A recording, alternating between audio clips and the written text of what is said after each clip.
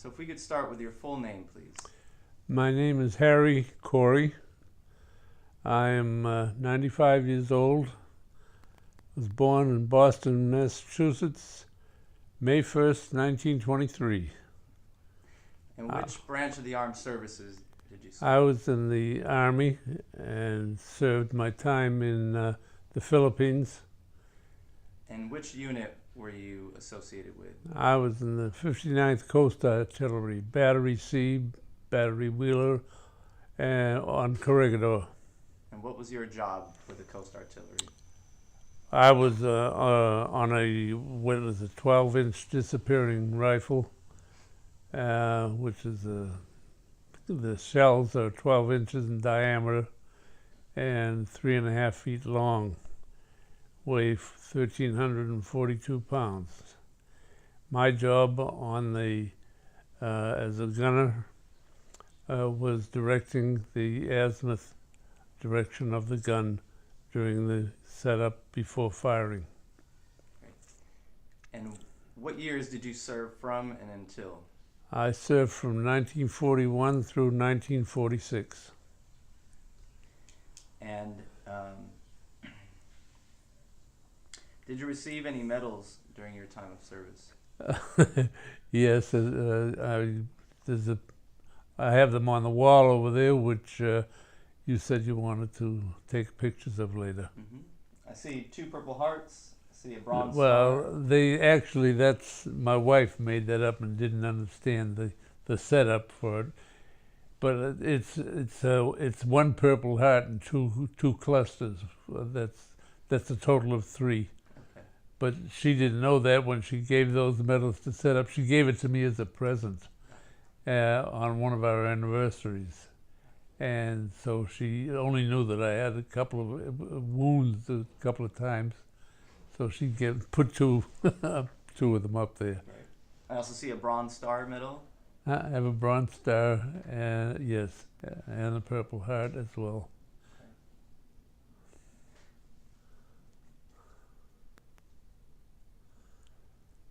Great. So can you tell me about your childhood growing up? Oh, one other question. Your rank. What rank did you attain? When I come out as a corporal. Great. So let's talk about your childhood growing up in Massachusetts. I grew up during the Depression and with just my mother and myself. My father had gone off someplace else, but nevertheless it was just my mother and myself. And we lived in numerous places. I ended up in a place called Alston, Massachusetts, which is one of the suburbs, and went to Brighton High School, graduated there, and when I was 18 and later joined the Army shortly after my 18th birthday. So you had no siblings growing up? No. What about close friends? A lot of close friends, many of which I got together with after I came home. So what did you guys do for fun growing up? Actually, my mother during that time worked in the WPA.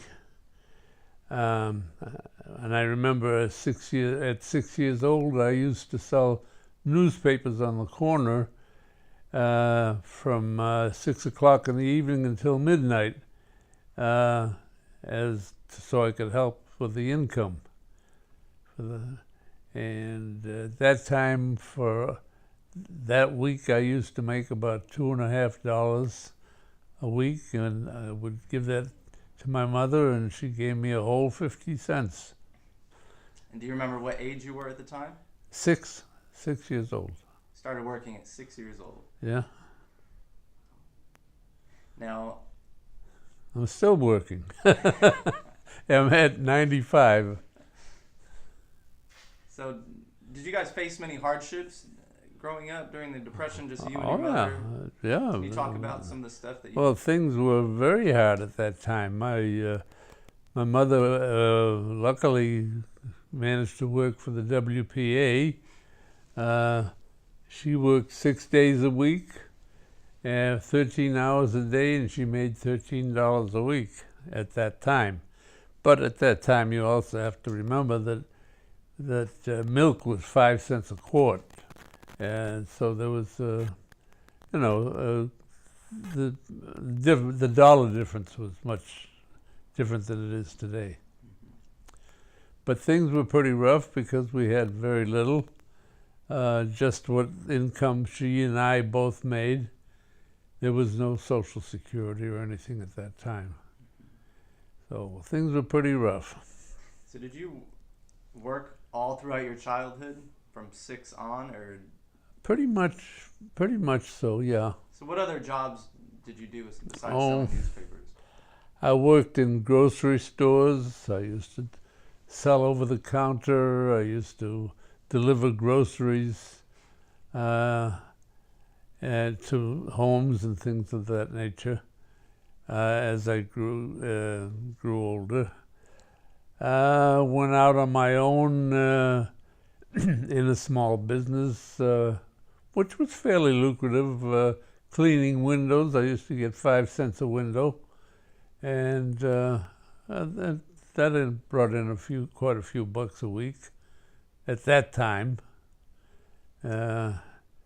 If I could make $10 a week, that was a lot of money at that time.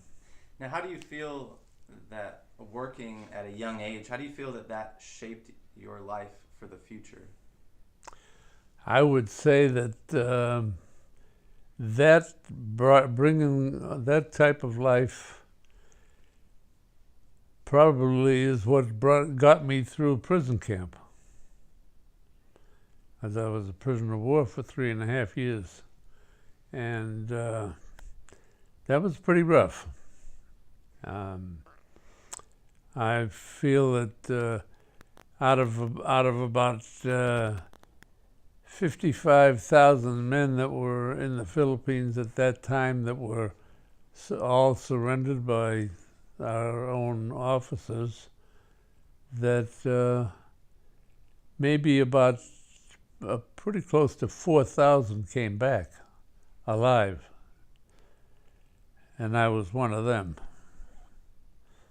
So it's pretty staggering numbers. They're very staggering numbers, but which is one of the reasons that I work at the VA at present, because I made a vow during those years that if I ever got through, that I would find something I could do to help the veterans. And so that's why at this point in time in my life, I still work helping veterans. I'm a service officer. I write claims daily for veterans from all wars, all periods of time. And I'm also a patient advocate working there. And I do quite a bit to help as many veterans daily as I can. So, did you graduate from high school? Yes. Okay. I actually, second year, and I finished the rest of it while in prison camp. Interesting. Okay. So you said you joined the military shortly after your 18th birthday. Yeah. Tell me about your decision to join the military. Do you want to get that? Well, when the war broke out in Europe, Call from 1323287. When the war broke out in Europe, and I could see the way it was going, in my infinite 18-year-old wisdom, figured I better get in the service while I can and get as far away from where the wars are. So I went to the Philippines. That's about as far as I could go at that time, never dreaming that there was going to be a war in that part of the world. Did you choose to join the Army? Yes, I did. I was in before the war started. Correct. So what led to your decision to join the Army over any other branch? Was there a conscious decision? It was just a decision that I really chose the Army for no particular reason other than to get into the service. But there was no particular reason. So can you talk to me a little bit about your basic training, boot camp, and leading up to being shipped out? When I joined up in latter part of May in 1941, within 6 months, well, I shouldn't say excuse me, within 1 month, they had me in boot camp. They had me transferred to San Francisco, and then on a boat to the Philippines. Within 1 month, I was in the Philippines, and I got all my boot camp training and all on Corregidor, and it was as a full war training, because that was what they expected. So what was the rush to get you overseas? Was it in anticipation that a war was coming, do you think? In second guessing, yeah, they knew there was going to be a war. When Pearl Harbor was bombed, we were in the trenches within an hour after they were bombed, and we were under air attack within about 10 hours after the Pearl Harbor was bombed. And so, in my opinion, they knew it was going to happen. They knew it was coming, but that's my opinion. So when you arrived in the Philippines, it was probably early June. Yeah. You say? So what was life like from June leading up to early December? Well, it was very strict training, almost 24 hours a day, no let up to get through the training, because there was an awful lot to learn as coming, straight out of civilian life. Not only how to be a soldier, as a Coast Guard, being in the Coast Artillery, you had to learn to be an infantryman as well as an artilleryman. And the reason for that was that after our assault on the enemy that was supposedly attacking us, if we didn't stop them in their ships and their invasion, then we had to stop them on the ground. So you had to be an infantryman as well as an artilleryman. So it was a very, very strong training period for all that time, right up to the start of the war. And I understand that later, after the war had started, your rations were lessened. Before the war began. It was to a degree on Corregidor, but not as severely as on Bataan. Up to within a month of the time of surrender on Bataan, I was on Corregidor, and we were enduring very severe bombing attacks almost 24 hours a day at that time. And then they wanted training to go to Bataan to train civilian trainers. And I was selected among maybe 20, 30 other soldiers, and we were sent to Bataan to train civilians to be soldiers. I was attached to an artillery outfit, 75 millimeter cannons, and to train civilians, and we also had to train them how to handle not only the cannons, but we also had to train them how to handle rifles, etc., or any kind of army, which it was rather difficult because of the language barriers there. I mean, we all pretty much had to have interpreters to give almost any command. So you spent most of your time on Corregidor. When were you transferred to Bataan? I was transferred over there approximately a month before the Bataan surrendered. So it was after the war had started. Prior to the. Oh yeah, the war had been going on for about 5 months at that time. Excuse me, and we were, as a matter of fact, we were right in the middle of an artillery barrage that we had set up to firing on the enemy when the word come down to surrender on Bataan. Can you tell me about, I guess, the days or day before the attack on Pearl Harbor? Was there any heightened tension? Did you have any sense of attack? No, it was pretty much the same training. We were always on alert all the time, especially the newer trainees, the newer members, the new recruits. And so it was pretty well heightened at that time. So when it did come, it was almost as if it was part of the normal training at first, except for the live bombs. So it was a surprise, but not a big surprise necessarily. It was, but it wasn't. Yeah. So did you guys catch word of Pearl Harbor being attacked before you guys were under attack? Yeah, within a few hours. It was within about 8 to 10 hours of the same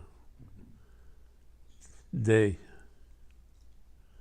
And you said you guys were under an artillery barrage? Well, yeah. Well, my outfit was, we were pretty heavily defended in that there was 2 guns set up that was, I would say, maybe took up an area of quarter acre, but it was all cement. That was, I would say about 15, 20 feet thick because of the size of the guns and the fact that they were set up so that incoming shells would bounce off of the parapets that were surrounding the guns, things of that nature. But they were very heavily defended. And you were stationed along the coast? Oh yeah. Correct? Well, no. Corregidor is an island that was in the middle of the mouth of the Manila Bay. So anything that come into Manila had to go around our island. So we were right in the middle of this. I guess you could look at it like a cul-de-sac, where that was curved around, pretty large, and Manila was at the back end of that cul-de-sac, shall we say, and it was all. Manila was, I would say, about 10 miles away from where we were, where the island of Corregidor, which was at the mouth of this opening at the cul-de-sac. If you want to look at it from a layman's point of view. And our island was 1.5 miles long, and it was about a mile or 3/4 of a mile wide at its widest part. Looked more or less like a frog. And we had guns all over the place, all over that island. We had some 12-inch guns. We also had some 16-inch guns, same as battleships.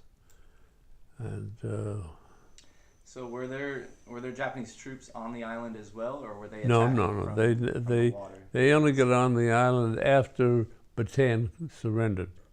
Then they turned around and put all their forces into attacking us.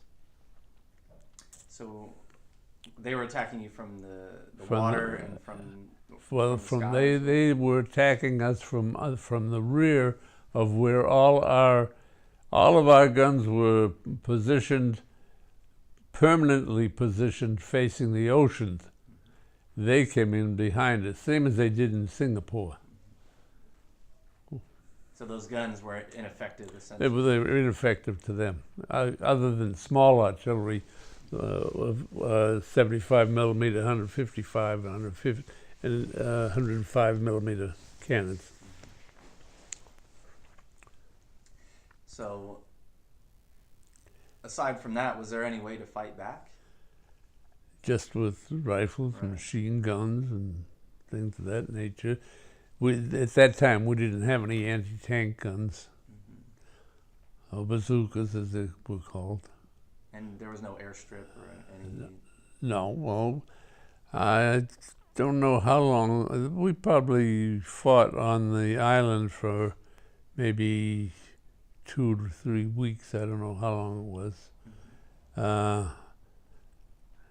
But we had no real defenses because once they got tanks on Corregidor, we had nothing to defend us against them, except maybe 75 millimeter cannons, but they're not that mobile. Not the old ones with the old wagon wheels, etc. So was this a daily occurrence that they would be shelling the island and Oh attack? no, at that time we were under 24-hour bombing from overhead, and then they lined up artillery for miles and miles along the coast of Bataan and were shelling us from the rear. So looking back, I mean, you guys held out for about. We 5 held out months. for, well, it wasn't a matter of holding out, it was a matter of that they figured, the generals figured we couldn't hold it anyway, and they didn't want to have, I don't know if they figured they didn't want people killed, but they didn't understand Japanese culture. I was captured on Bataan when I was during training the Filipinos, and I was on the death march for 2.5 days. During that 2.5 days of marching, I would say that I saw, as a minimum, at least 1,000 men slaughtered, killed, heads chopped off, shot, bayoneted. And I knew that I didn't know how long I would be able to make it. And in about the middle of the night someplace, there was a tropical storm, which tropical storms in the Philippines were very fierce. You could not see a foot in front of you. That's how thick the rain came down and how heavy. And that's when I jumped off the side of the road and into the jungle.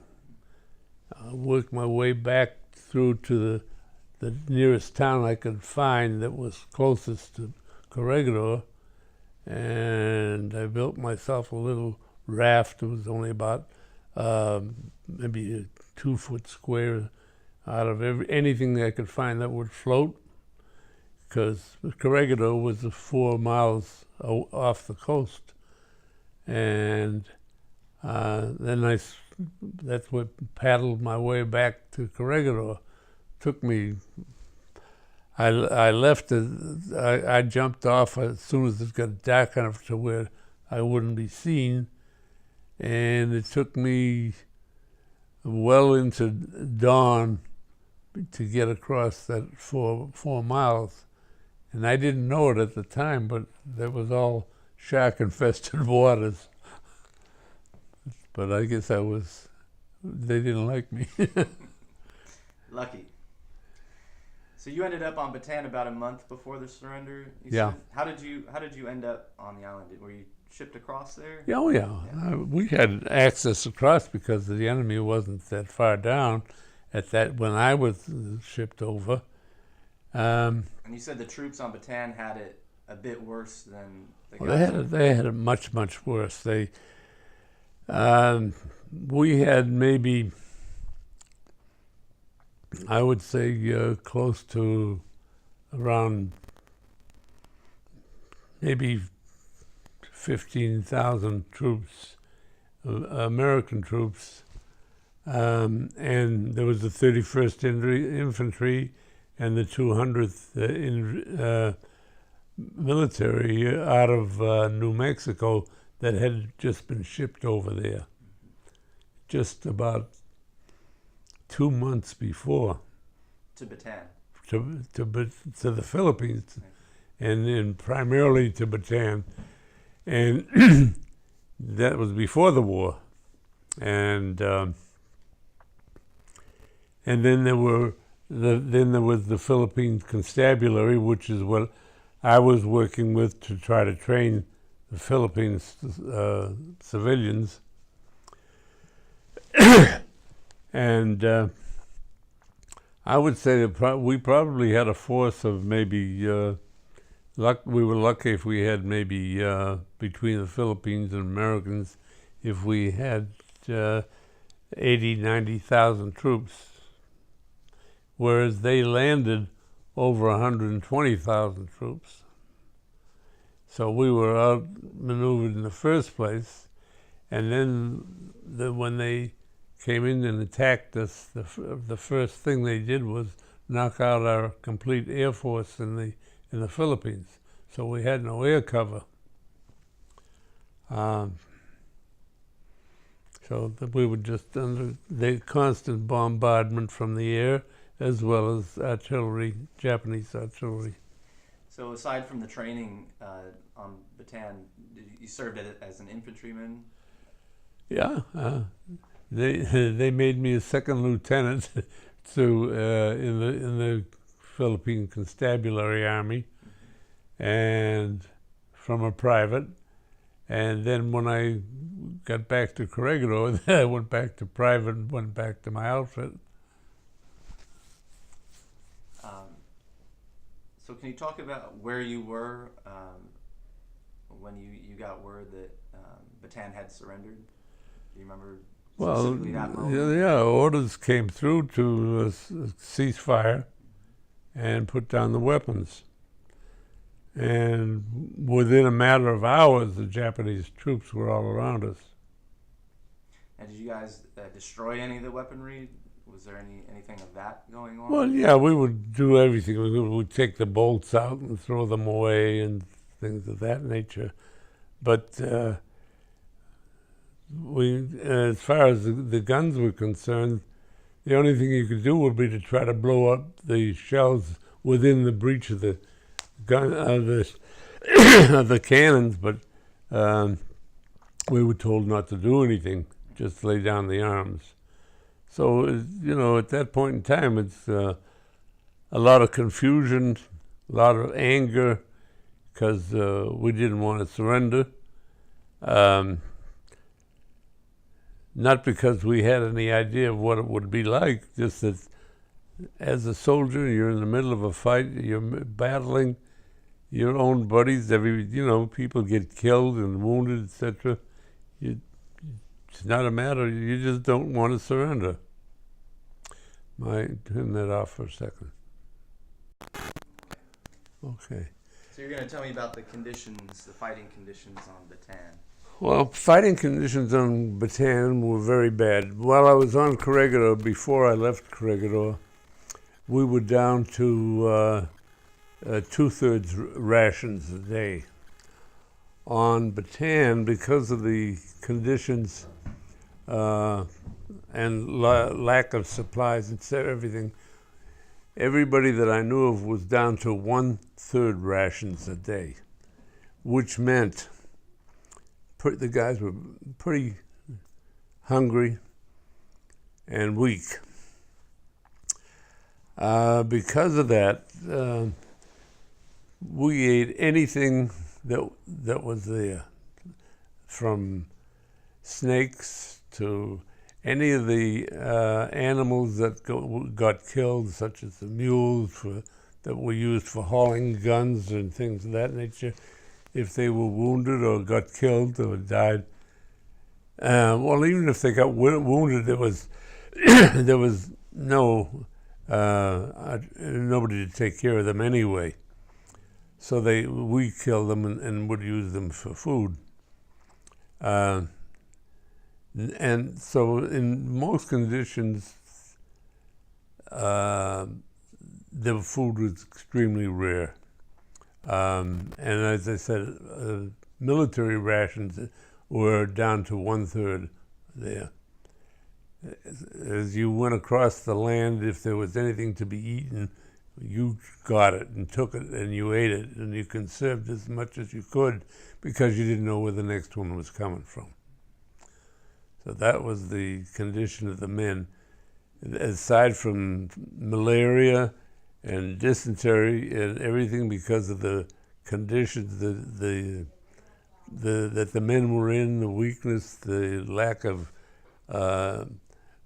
strength to fight any kind of disease, the men were in pretty bad condition to start with.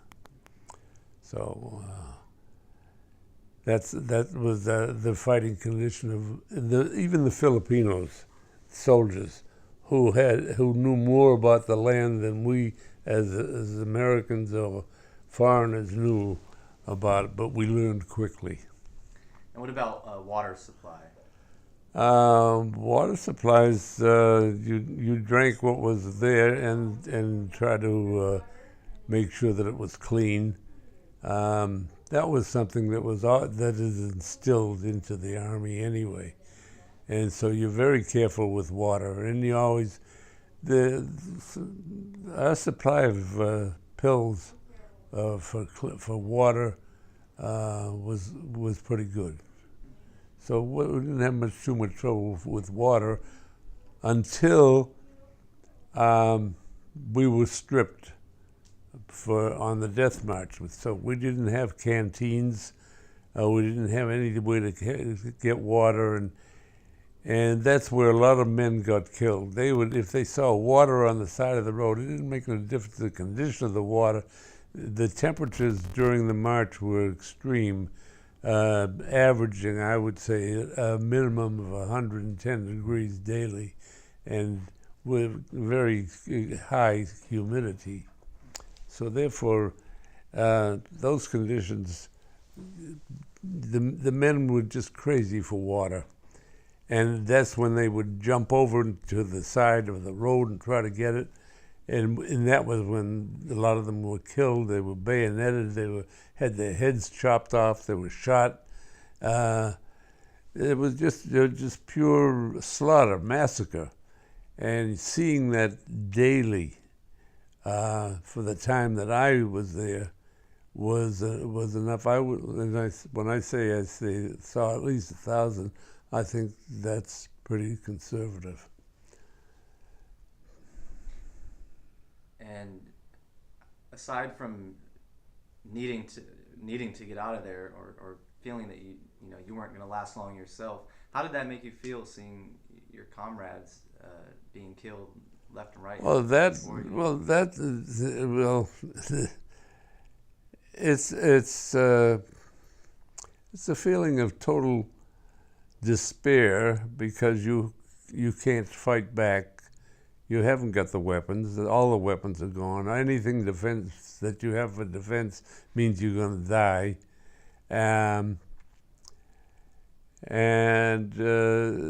So it was rather hopeless. But the only thing that I could think of was how I was going to get away from there.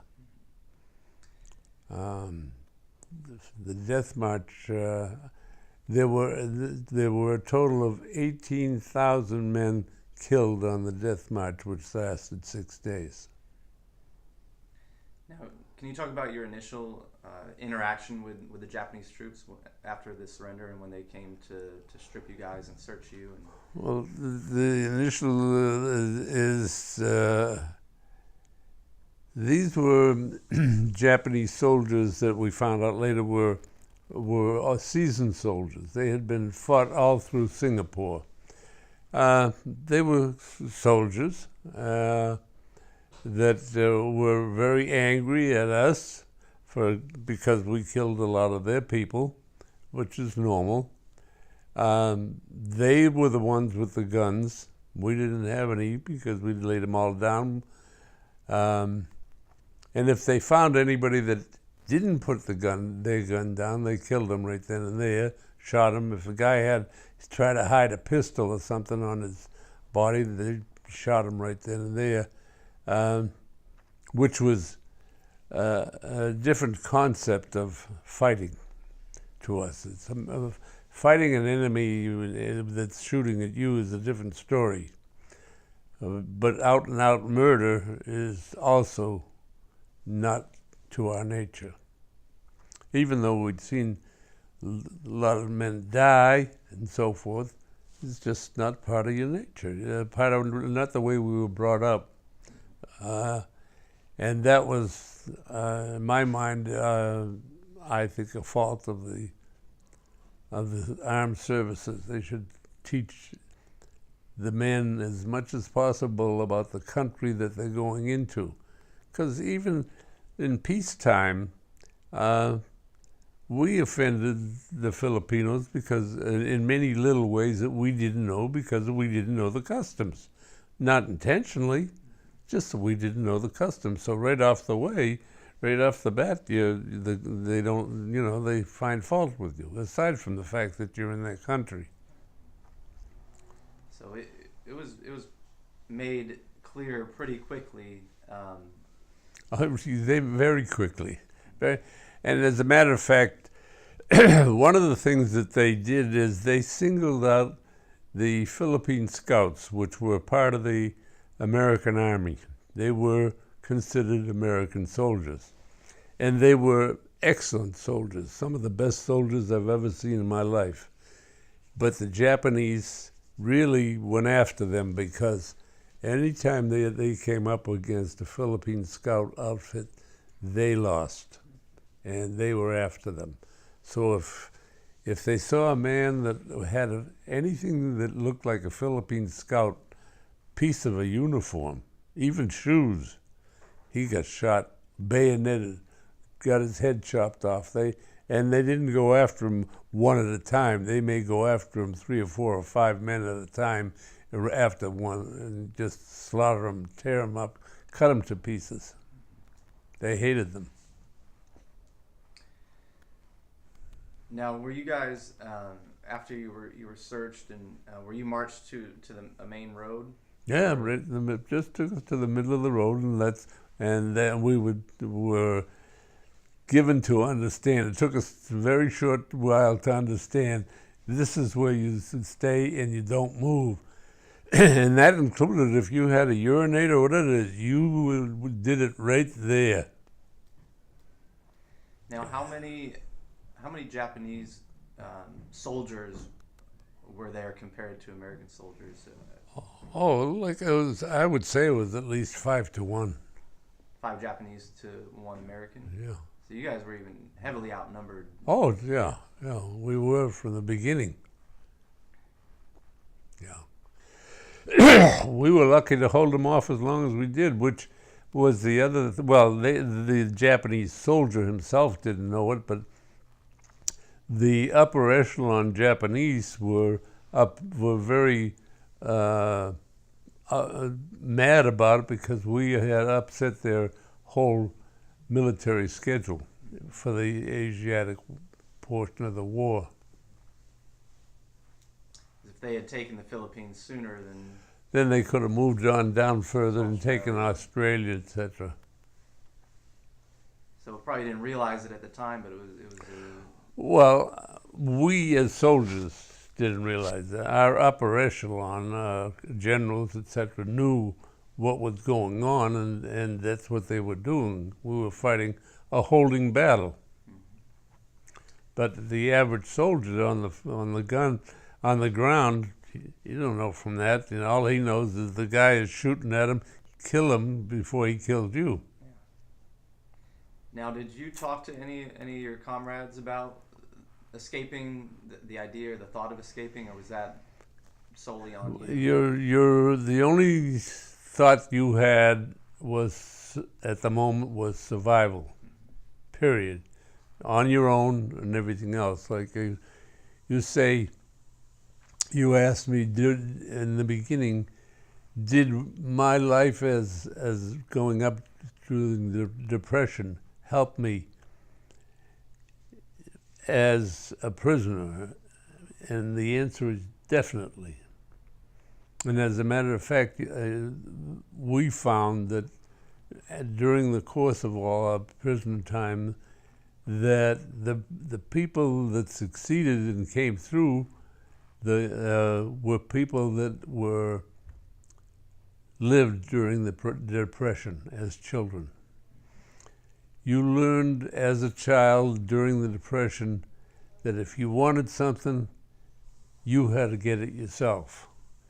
Your parents, your friends, nobody had anything extra to be able to give you something. If you wanted a toy, if you wanted almost anything, up to, and in some cases including clothing, as a child during Depression, you almost had to go out and get it yourself. And you learn to do that. You learn to get things. You learn to do things for yourself. You learn not to depend on anybody. And that the only person that's going to take care of you is you. And I would imagine I might live that way now to a degree, except that I'm married, I have children, I have responsibilities, and I understand that. Now, the first few days on the death march, did the Japanese provide you guys with any sort of food or any sort of water? Nothing. Nothing. Absolutely nothing.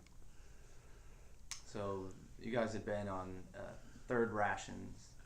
So you'd already been depleted. Yeah. And now you had nothing. And that was the other thing that the Japanese didn't understand. They knew how they were. They knew that they were fine and they had their rations, they had their food and everything. They didn't understand how bad or how sick or how weak our people were. Now, what was your condition at this point?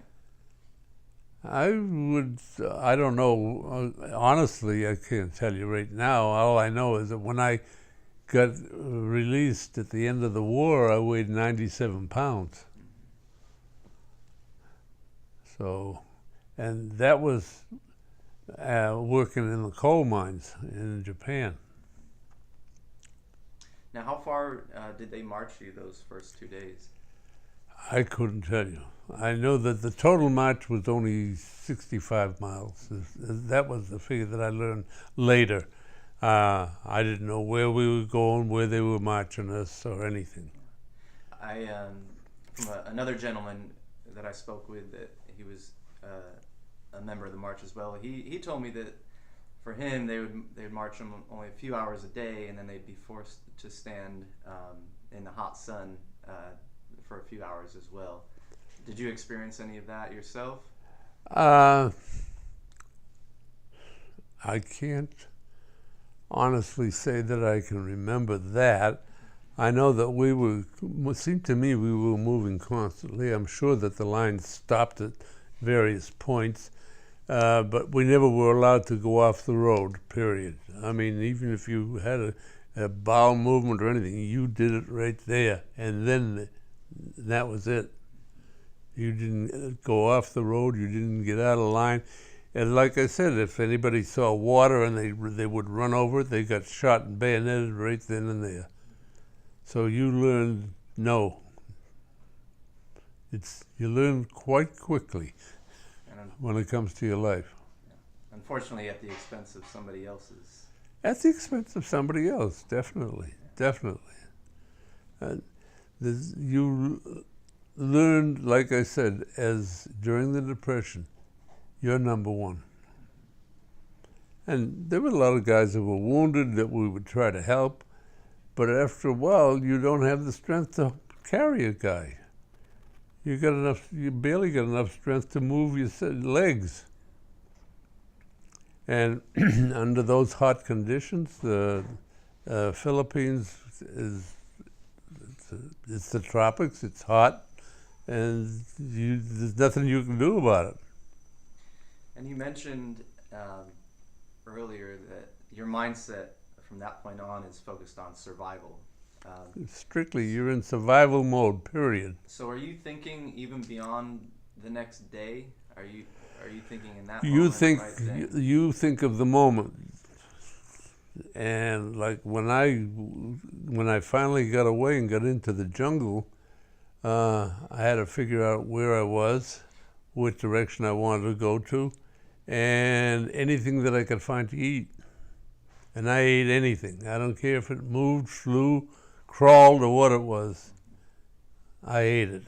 So did you have it in your mind at some point that you were going to try to escape, or was that a spontaneous decision? That was strictly spontaneous. I saw an opportunity and I grabbed it. I mean, I couldn't see my own hand in front of me. It was just plain pouring, and I knew where the jungle was. I couldn't tell you how far it was, but it was very close to it was within a foot of the road. So, I grabbed it and I took the chance. Luckily, with all that rain, with all the lightning and thunder and all the noise, nothing could be heard anyway. And you knew that if there was a guy that happened to be standing there and saw me, I was done for. I was lucky. Wherever the guard was, he wasn't looking my way, and if he was, he couldn't see me anyway. So you were willing to take that chance, obviously. Well, you take chances. You do what you have to. Yeah. And did you tell anybody that No, I didn't tell anybody. I didn't say goodbye. I'll see you. I didn't. I just went. Yeah. And this was in the middle of the night? I couldn't tell you what time it was. It was dark. It was dark. It was plenty dark. There's no city lights around, no street lights. So it's the middle of the country. So you're walking, traversing through the jungle for a few days? Oh, I think it was. Took me about 4 days to get to Maravelis. I was where we would in combat at the time was real close to Maravelis, and then I marched 2.5 days away from it. So, but there was a lot of soldiers around, so my travel was all at night. And I needed the stars to direct me, so I knew which way I was going.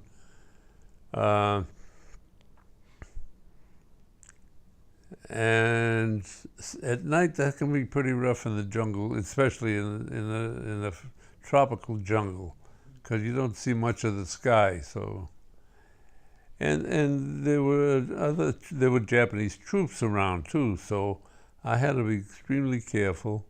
I had to make sure I didn't make any noise, which is also difficult with the brush and everything. How I got that far, I couldn't tell you. Can I give you a description of what went on? No, because I was at a level of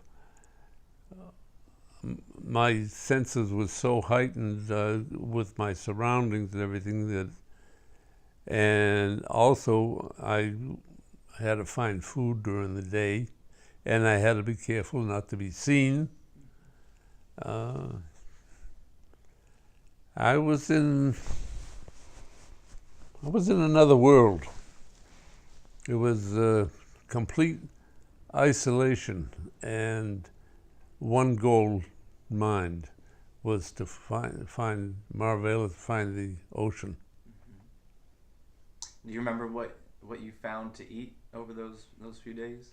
Yeah, anything that crawled or walked or anything I could get my hands on, if it flew close enough. I didn't care. Didn't make any difference. I had learned what fruit not to eat off the trees, because there's a couple of occasions where the guys that were transferred over, we didn't know anything about Bataan, but we were hungry because of the difference in rations, and so you try to eat a piece of fruit.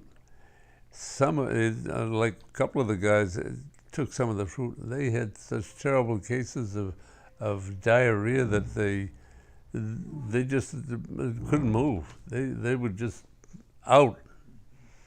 So you learn to stay away from it. And then if you go to when you went to a tree or something, you turn around and ask the Filipino if it's good to eat, and he'd say no, so you throw it away.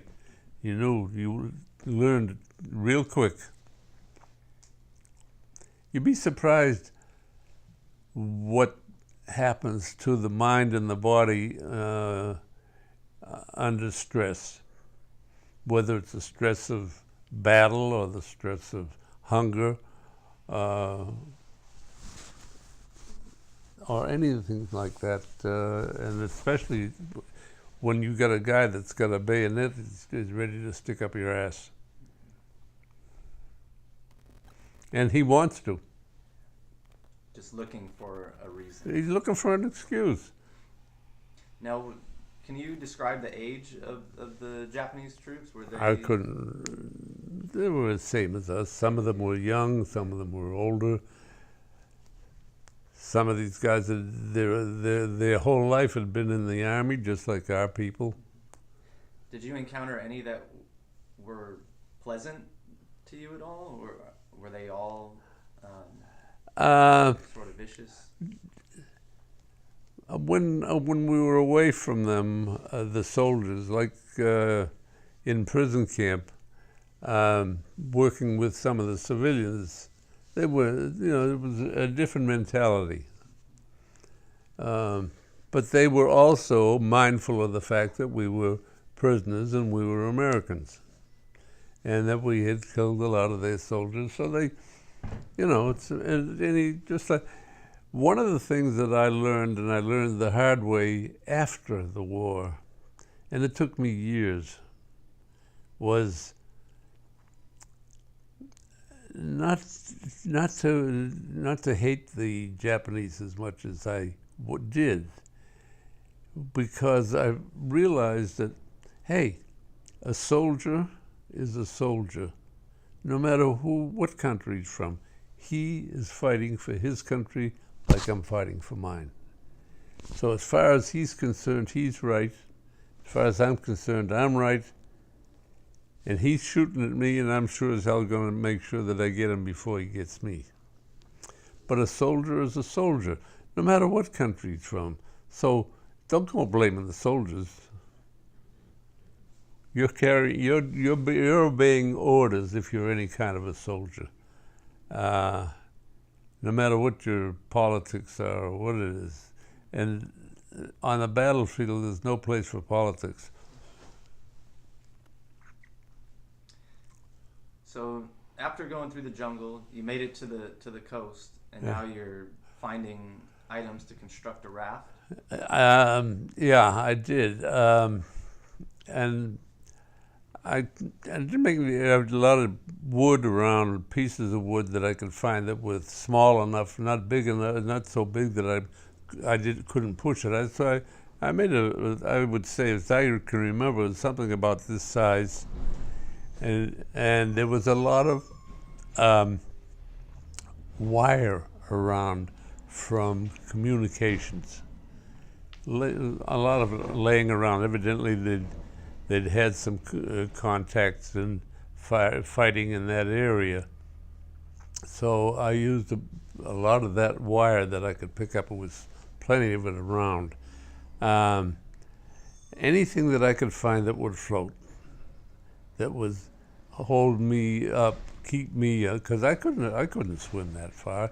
In the first place, I was out of condition to do that, uh, and believe me, 4 miles, and I can remember that.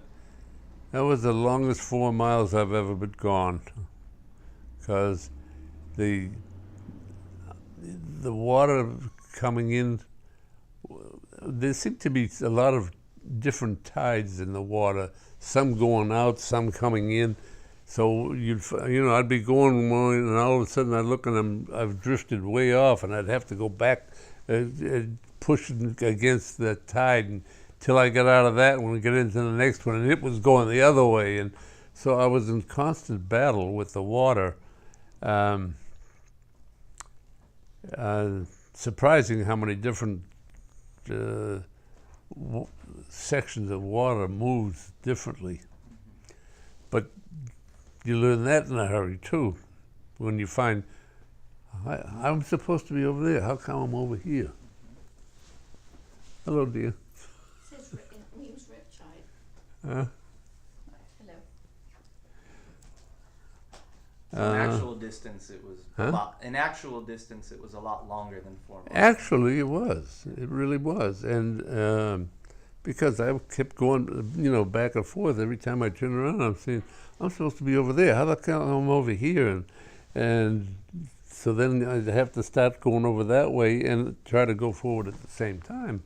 So it was a lot of it was very hard to do, and so that nevertheless, by the time I got close to Corregidor, I was pretty well beat. Now, was the raft big enough for your entire body? No, it was only about this big. Just something that I could hold on to and float, and just, because I didn't have to just use my feet. And how long did it take you to reach Corregidor again? I would say it took me a good 10 hours. And as you were approaching Corregidor, Yeah. And then the Marines started firing at me on the other side. When I got close to Corregidor, they thought I was trying to infiltrate the island. They didn't know, they couldn't see who I was, but they could see something out there. And finally, I met the guy, the sergeant, gunny soldier. He was named Cohen. I forget what his first name was. And he was in charge of that section. And I always razzed him about it afterwards, how goddamn Marines couldn't shoot they couldn't hit a barn door. How close were those bullets coming to you? Some of them were pretty close, because I could see them splashing off to the side. But they started firing on me quite a way out, and they were pretty well spent by that time. But they were close enough. Luckily for me, they didn't.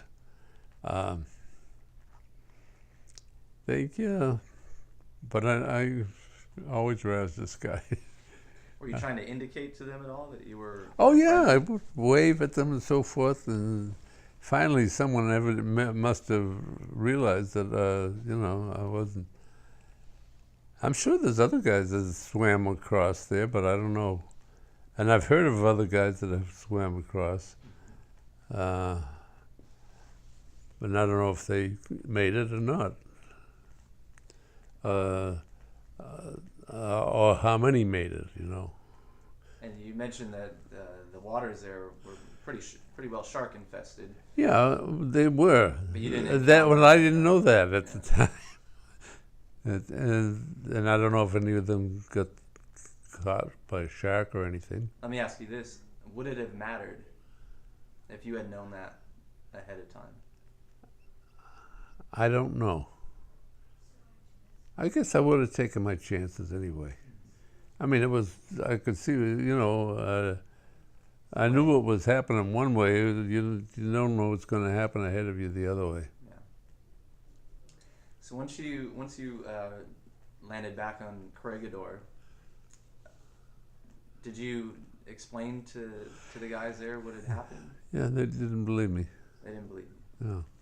Thought I'm making it all up. They knew that Bataan had fallen, though. Oh, yeah. They knew it had fallen. Did they think that you were just so delirious from... I don't know what they thought, but they didn't believe me. And I didn't bother saying, see, I told you afterwards. It'll do no good now. So what were you doing? What happened the days leading up to Well, this I was in that tunnel that you see in that picture. That was called Malinta Tunnel, which, like I said, it was the island looked like a toad, but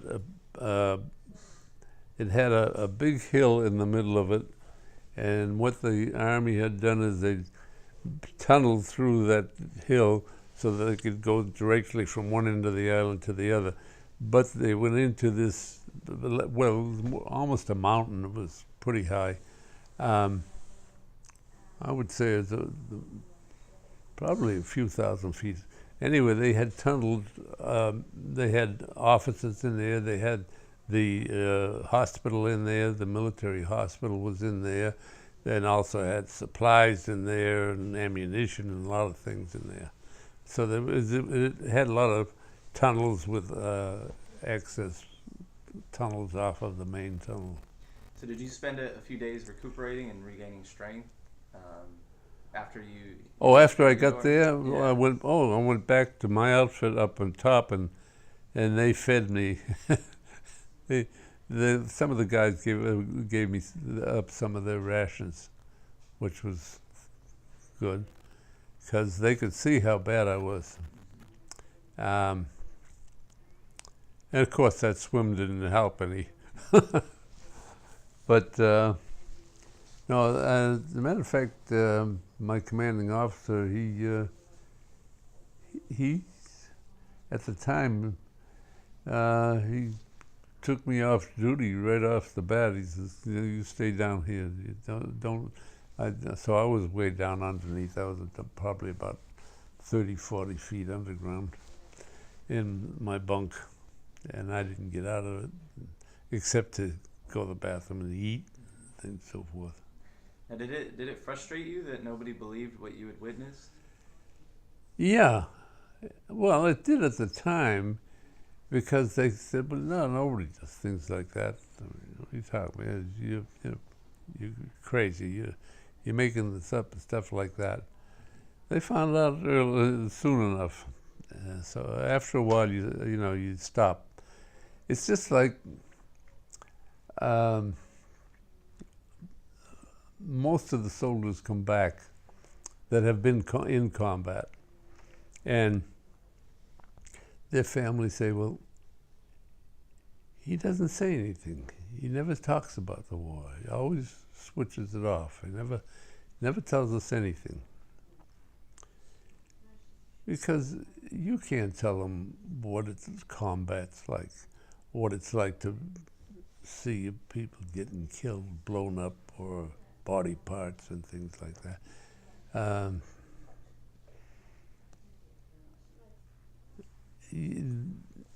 It's hard for the civilians to understand that. You have to be there. You have to see it. You have to live it to understand it. People say, "Well, what's it like to be in battle?" And my personal experience is you're in a different world. You're completely anything else that you knew except what your goal is, what it is that your mission was, what you have to do to protect yourself, etc. That's all that exists. And when you come off of that, when that particular mission is done, the letdown, the release of all the adrenaline that it can be overwhelming. That's like I had come off a mission once on Bataan, where I was sent out to recon to see, do a recon on a particular little hill that was off to the side. And when I come back off of that, we did run into a Japanese patrol at the time, and we had a short battle. I guess might have lasted about 20 minutes, half hour, so forth. Actually, we didn't lose any people. I don't know if the Japanese did, but we finally broke that one off and went back to our base, and we got back in time for chow. What little there was, I don't know what they were serving, rice or something. Anyway, I was in the chow line, and the guy, and I asked the guy for a light, my cigarette, and he turned around, he says, "Hey," he says, "you're bleeding." Well, oh, Christ, yeah. So they called the corpsman over, and I actually had a bullet in my chest.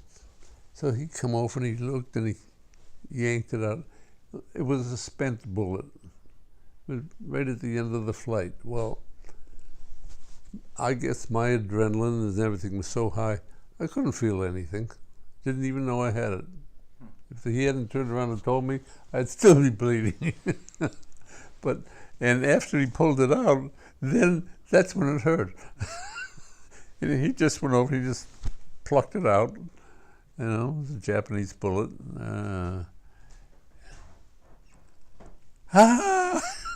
But up until that, I didn't have any feeling. So how do you express how you feel? I can't tell you. And why?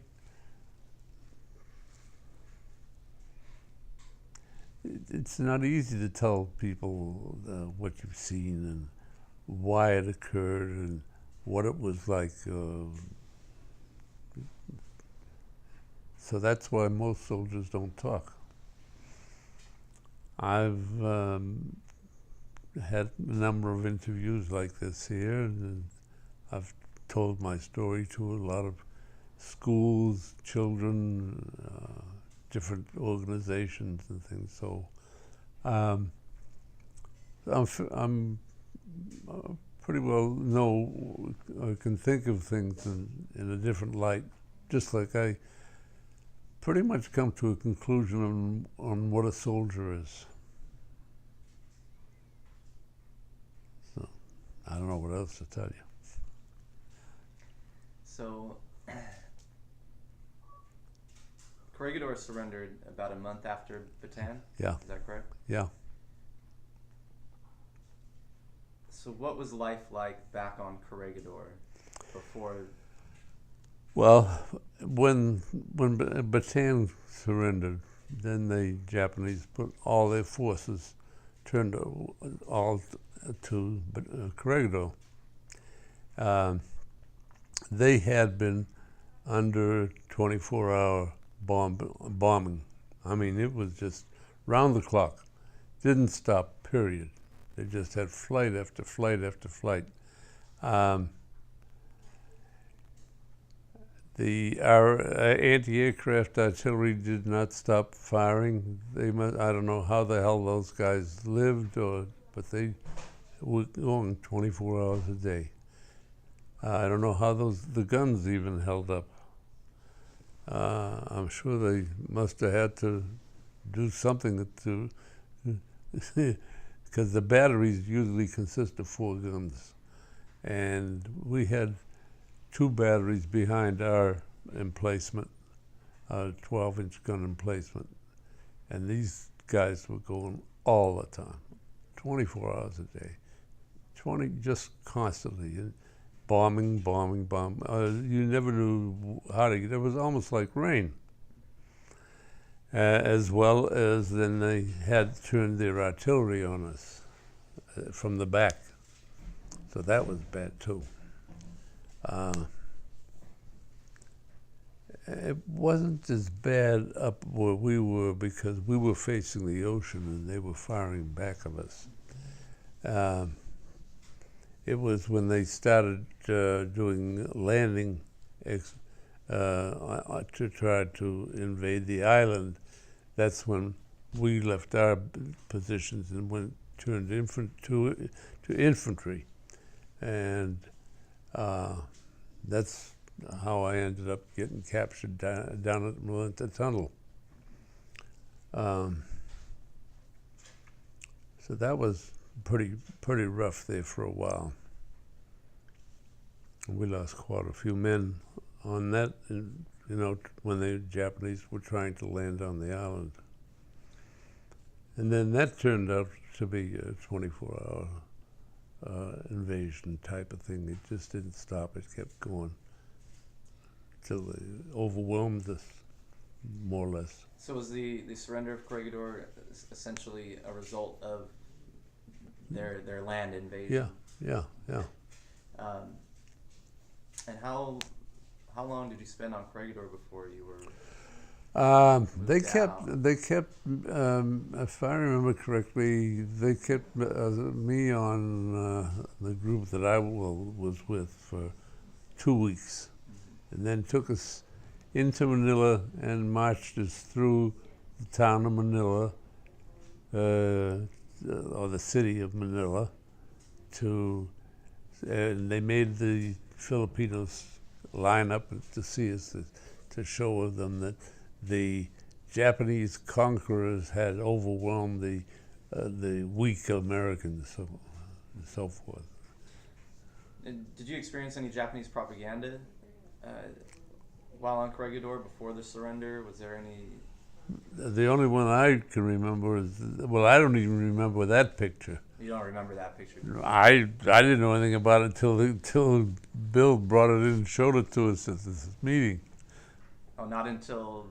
I never even knew about it until that meeting. Until recent, wow. And that was 60 years later. So were you given orders to surrender? Oh yeah. Yeah. So yeah, we had the same thing that happened on Bataan. were you thinking, here we go again? Yeah. But at least I knew I wasn't going to go on the march again for a while. But they took us over to to Manila. I was with a group that stayed in a civilian, what's called Bilibid prison. It was a civilian prison. Why I was among that group, I have no idea. But I was pretty much at the whim of the Japanese anyway, so it didn't make any difference. And then I was there for about a week, I believe. Now, I'm trying to recollect now. But then they put us in boxcars. The Philippine boxcars are much smaller than ours, but they didn't count. They just took men and shoved them on and just jammed them all in there. I was at a spot that was at the edge of by the side of the train, and there was a small hole in the wall of this cart. And luckily, I could breathe some air. But we were in that boxcar for 2 days, and I mean, it was an oven, because you couldn't move. You just stood there. The guy next to me died, and nothing I could do about it. He's dead, and that's it. And then they took us up to Cabanatuan, which was I don't know, probably I think it's about 100 miles or so outside of Manila. And they took us to what they called Camp Number 3.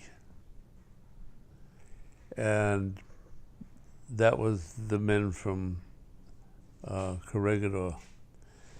And that was, they had us all together in this one camp. The main camp was Camp Number 1, and that's where the main lot of men were. There were 3 or 4 camps around in the Philippines that I know of.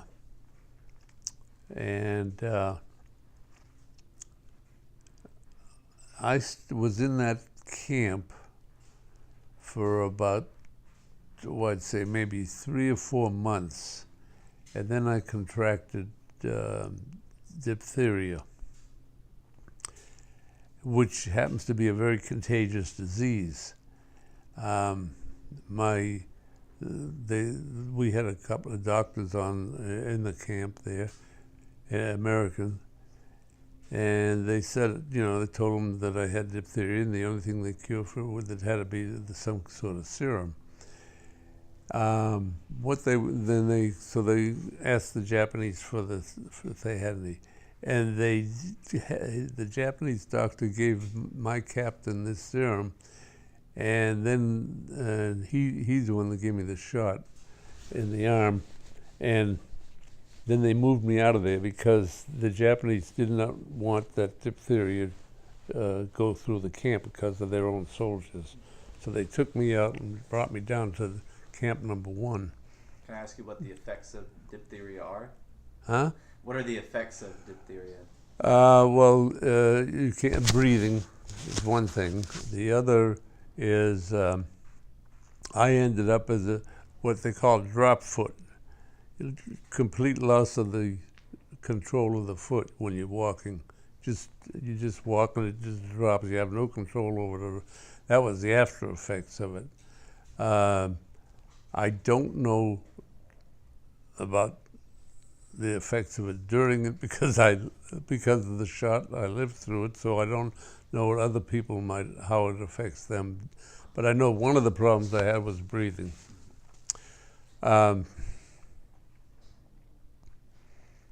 So they shipped me to Zero Ward in the main camp, and from what I figured, there was probably around 10,000 men there. In the Zero Ward? In the main camp. The main camp had the Zero Ward was one side, and where the other soldiers that were mobile were or weren't sick or so forth. But when I got there, they were dying at the rate of about 10, 20 a day. And I ended up on the burial detail, which there were three groups in the burial detail. One group dug a ditch. The next group, and that was the group I was in, we took the bodies and dumped them in the ditch. And the other group, they shoveled and covered them over. By the time I left there, which was, I think, probably 2 to 3 months later, I can't remember exactly now, but at that time I was burying 150 a day. Not me, but that's what we were burying, 150 a day. And there was probably around, about 20 of us that were carrying bodies. I don't know how many they had on the digging and covering over details, but they were pretty bad there. They were dying real bad, real quick from diarrhea and malaria and everything else you could think of. Now I understand the Zero Ward is essentially the last stop. Yeah, it is. So I was still, they considered me as mobile, so then I finally got transferred over to the main group. How long did you spend in the Zero Ward? I would say about two, maybe 3 months. Yeah. So you buried thousands of your comrades. Oh yeah, yeah, yeah. Oh yeah. Yeah. So that was another one, another ordeal. But I saw thousands get slaughtered, and I saw thousands die. And was the serum, was that what helped you get better? Yeah. Yeah. Oh yeah. Yeah. Yeah. I got rid of the diphtheria, but I ended up with that drop foot. I didn't lose that drop foot for almost a year. So were you were still able to walk, but just... Yeah, I could walk, but I didn't have any control of it. It just flopped. Yeah. And so it wasn't easy trying to bury guys when you can't hardly walk straight. And how would you transport the bodies? On raft, they took a bamboo and made big litters. We carry about 10 bodies on a litter. They didn't weigh anything because they were very light. If they weighed maybe 50 pounds at the time of their death, that there was something. They were just skin and bones, just skeletons almost. And were you close friends with any of the guys that you buried? no.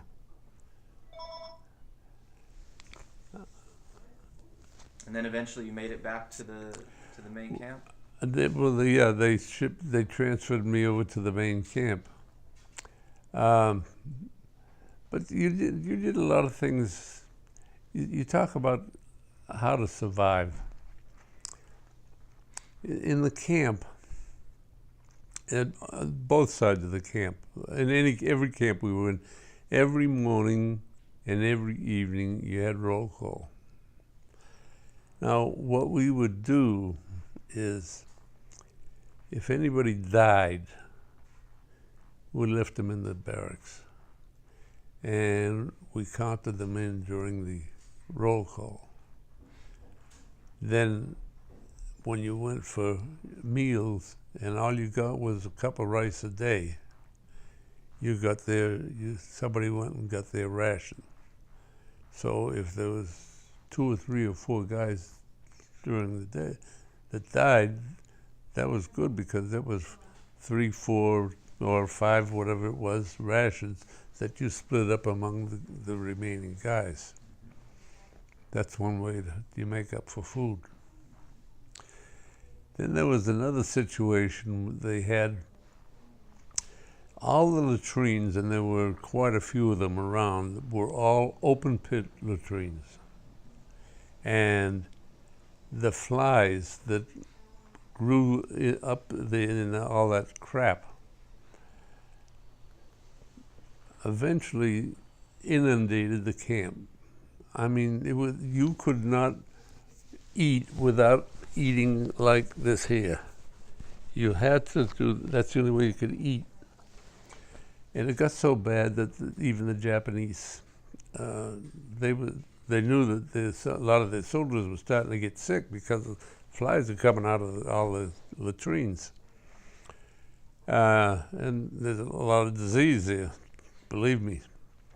So I don't know who it was, but some brilliant guy come up with the idea and said, the Japanese must have done it, for every cup of dead flies that you bring, we will give you a cup of rice. In 2 weeks, we cleaned out the flies. And I mean, there were millions of them. And naturally, they kept growing, but we killed them off so goddamn fast, we finally got ahead of them. But that was how we got extra rice.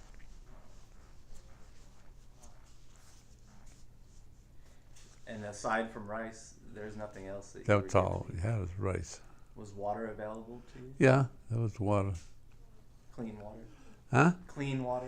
Yeah, as a matter of fact, the way this camp was, um, it was there was like a hill, and down at the bottom of that hill was a creek with fresh water flowing on it. That's what we use for our watering, for water and cooking and everything. And so the Japanese finally come up with an idea of why don't we grow some vegetables for the prisoners? Which was a wonderful idea, except that it worked out so well that they kept the vegetables for themselves. So we used to, that was one of the details that I finally, they put me on, carrying 5-gallon cans of water up the goddamn hill and then putting water on all the things.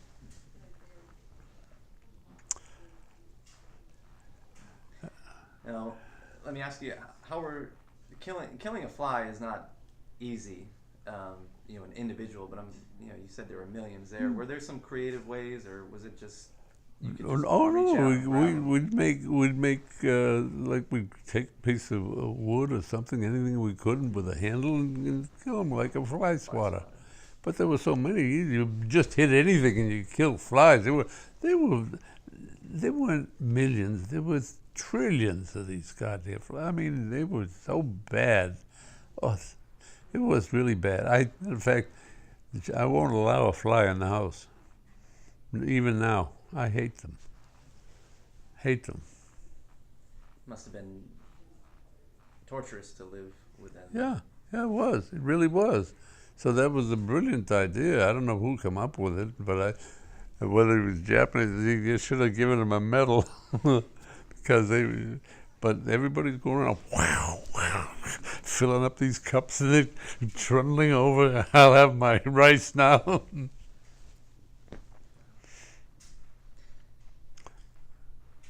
So, what were your sleeping conditions like?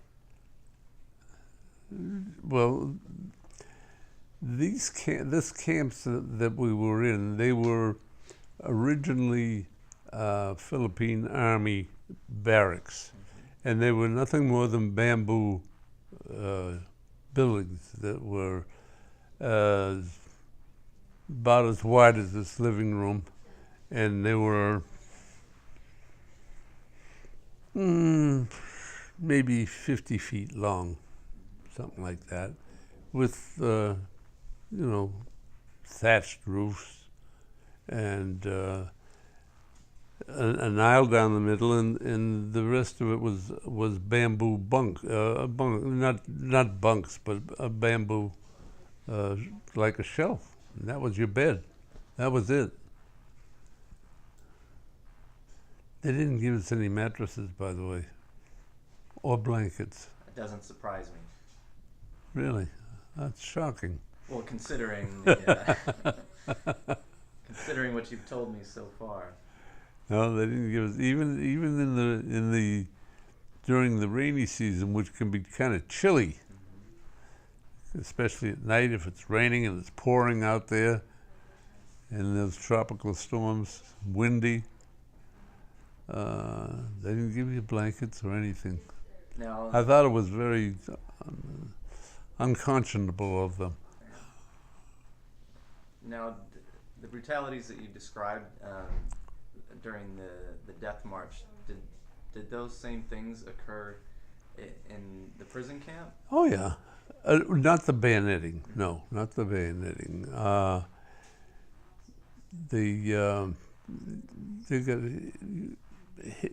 You got hit daily. By they had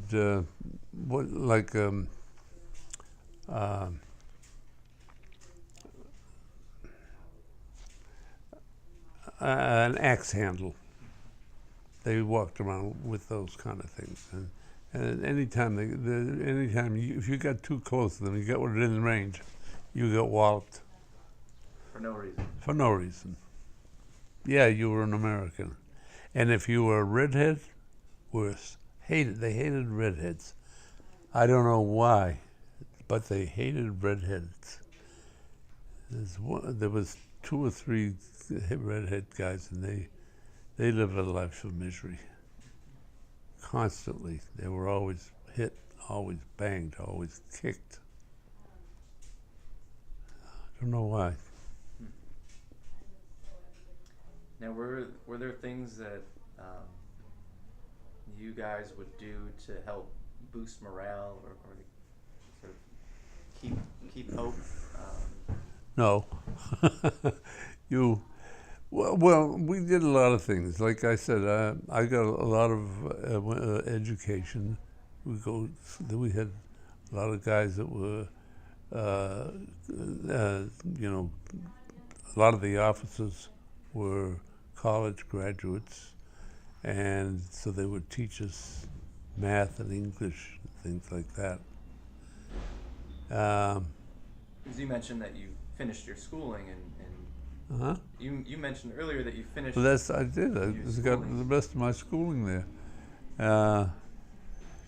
Everything that we did, we didn't have paper or anything, but it was open classes on open ground, and you used the ground to work out your problems and your math problems and your English problems, and the teacher would come over and he'd look at what you had, and it was good or bad or whatever it was, and you wipe that off and go to the next subject. But that's how we did it. But that was good. There was no such thing as music or anything like that. Not like in Europe, where they had their shows and things like that. We didn't have any USO, needless to say. I never heard of the USO until I got back to the States. Were you able to write home at all? I think once or twice. We never got any of the Christmas packages that came. The Japs ate them. They loved them. I'm assuming they took all the Red Cross Yeah. boxes as well. Yeah. They took it all.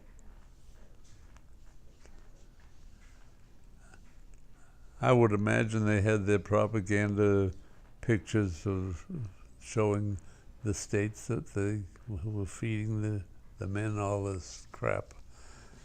But they didn't. At least I never got one. And what were your feelings towards the Japanese at that time? Well, I mean, you couldn't do anything else but hate them because they were so mean. So that was the attitude you had then. But then you got to stop and figure that who the hell would want to be a guard?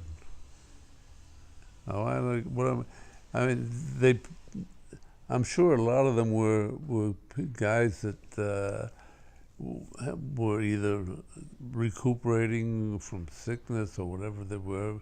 They couldn't do combat duty or anything like that. So that's probably why they had them there.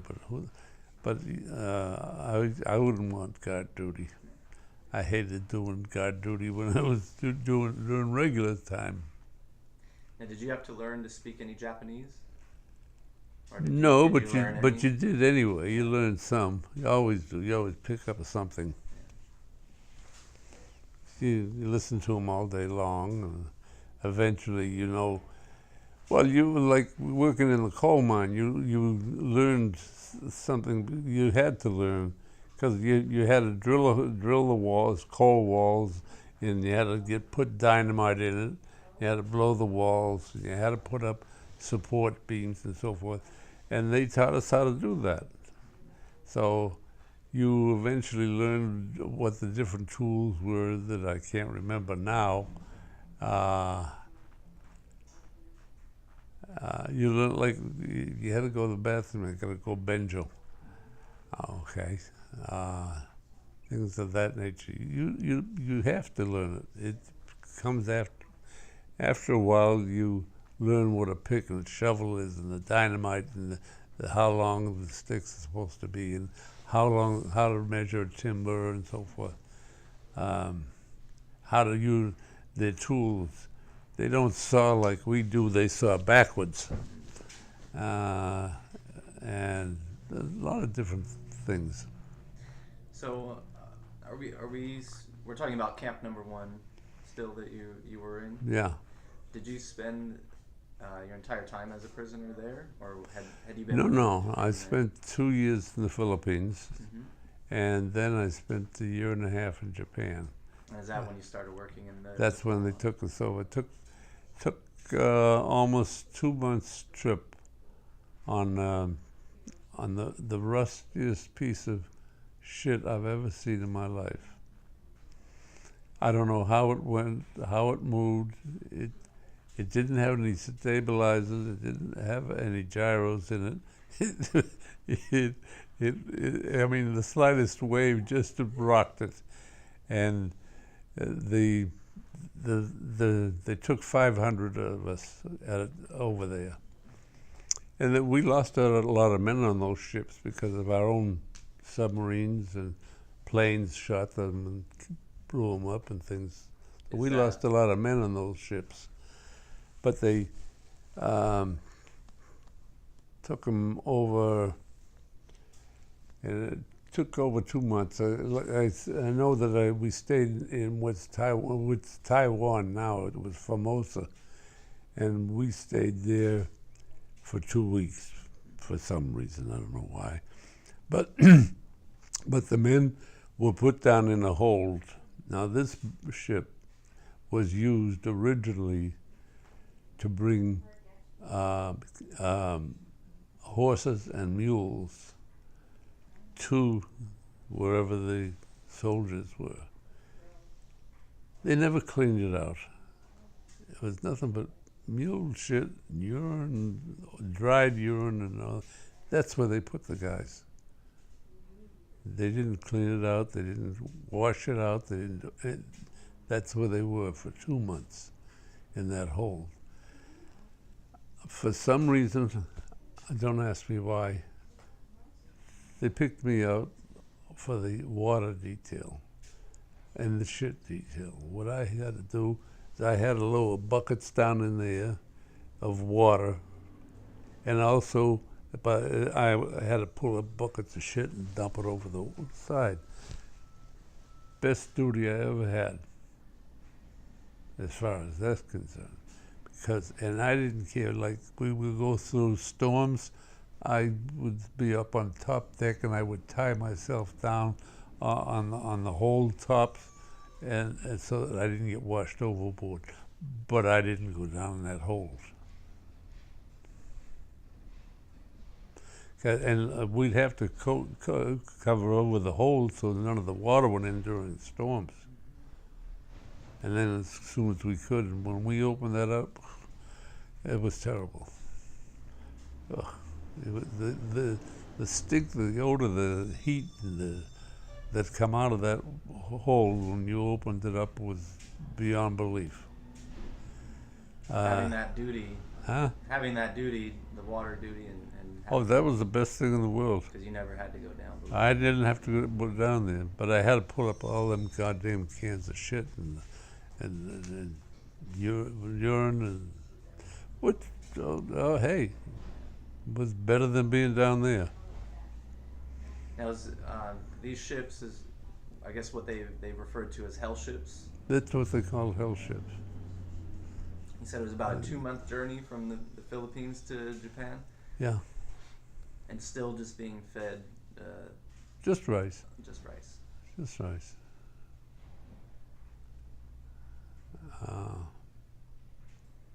Did you know why you were being moved to Japan? No, they just took 500 of us. They did examine us first. I don't know whether they thought they were going to be what they were looking for, but if you passed their standard, which was much lower than what we would have had, so they took us and we got to Japan. They had a guy there who we called New York because we found out that he had lived in New York, and he spoke good English. But he was, when he wanted to, he would misinterpret what we said. And as a result, quite a few guys got beat up pretty bad. So we learned not to trust him in a hurry. He was a Japanese soldier. Uh-huh. He was a Japanese soldier. No, he was a coal mine interpreter. Okay. He worked for the coal company, Mitsubishi it was.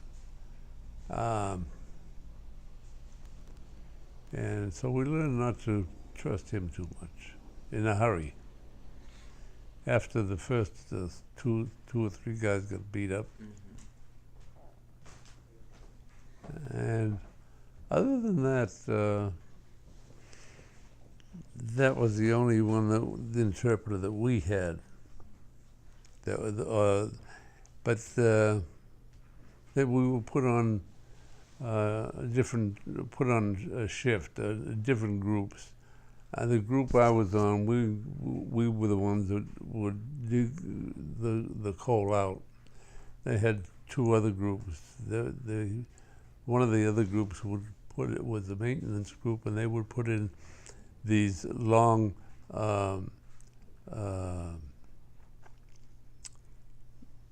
they would put in at the end of it one.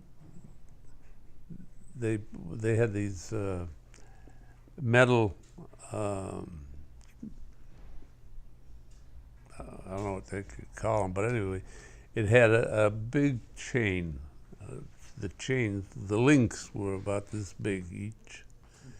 It was a heavy duty chain, and at the end of the line was a great big electric engine with a gear on it, and what it would do, it would pull this through. What you did is you had to go in, drill the wall, dynamite it out, and then shovel the coal into this trough that had the chain run through, and the chain would just pull all the coal down to one end into a cart, and then they would load the carts up and bring topside.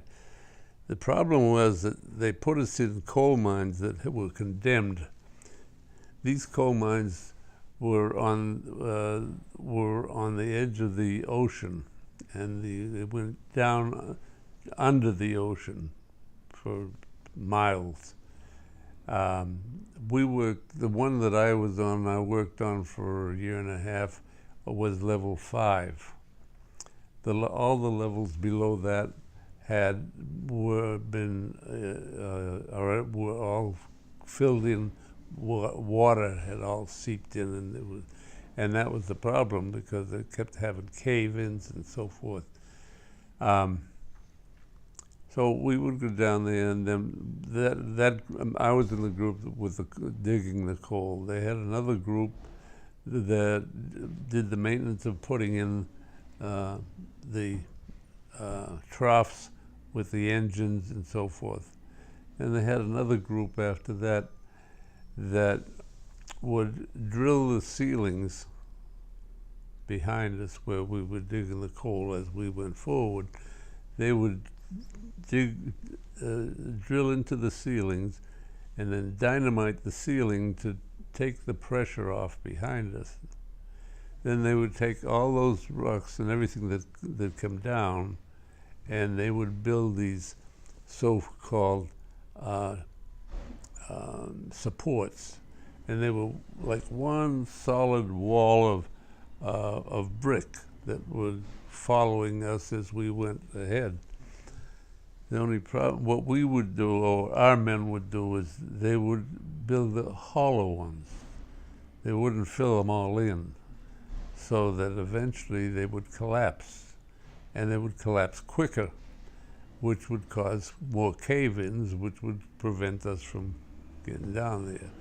So that's one of the ways we used to do it. The other thing we used to do is, while we were waiting to go down, waiting to be assigned to our different things, we would take the covers off of the electric engines, and we would pour coal dust in there to jam up the engine, and then put the screws back on the cover up before they called us.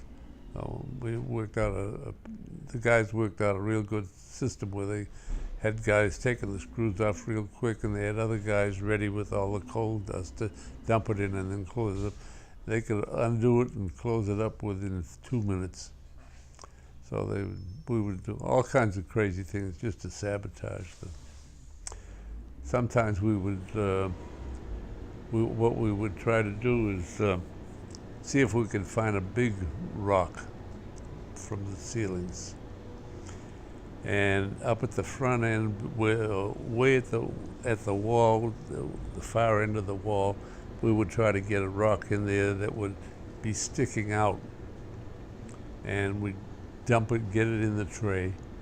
And when they turned the engine on, as it pulled it down, it would pull down all the ceiling supports so that we couldn't dig the coal or drill the wall. So then we'd have to go back in there and put up all the supports and so forth and start all over again. By that time it was the end of the shift. We did all kinds of crazy things. And they used to beat the hell out of the guys because they knew we were doing it. I was going to ask you if anybody ever got caught. Oh yeah, they beat the hell out of them guys. We had one guy, and he happened to be from Boston. Murphy was his name. And what he did is he got a bamboo pole. It was about this thing.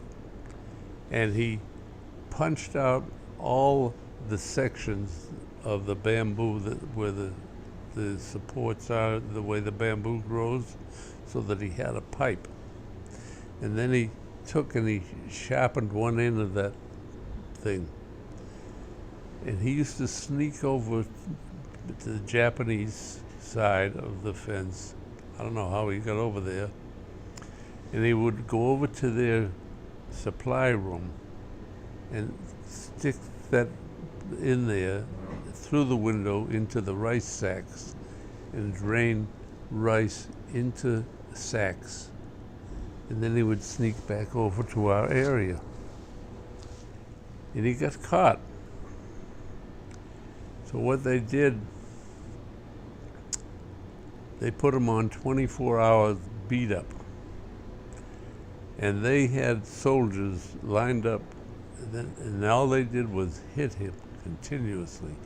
Hit him, beat him, and we would, in the morning or when we coming or going from shift, they had him in the guard shack at the gate, and they would be continuously beating him up and beating him up and beating him up. He was unconscious. They still beat him anyway. And finally, after about 2 to 3 days of this, he was completely out. They just put him on the side, just let him lay there until he finally come to. And he was never the same after that. Mentally, he was the same. And eventually he died. He was completely out of it mentally.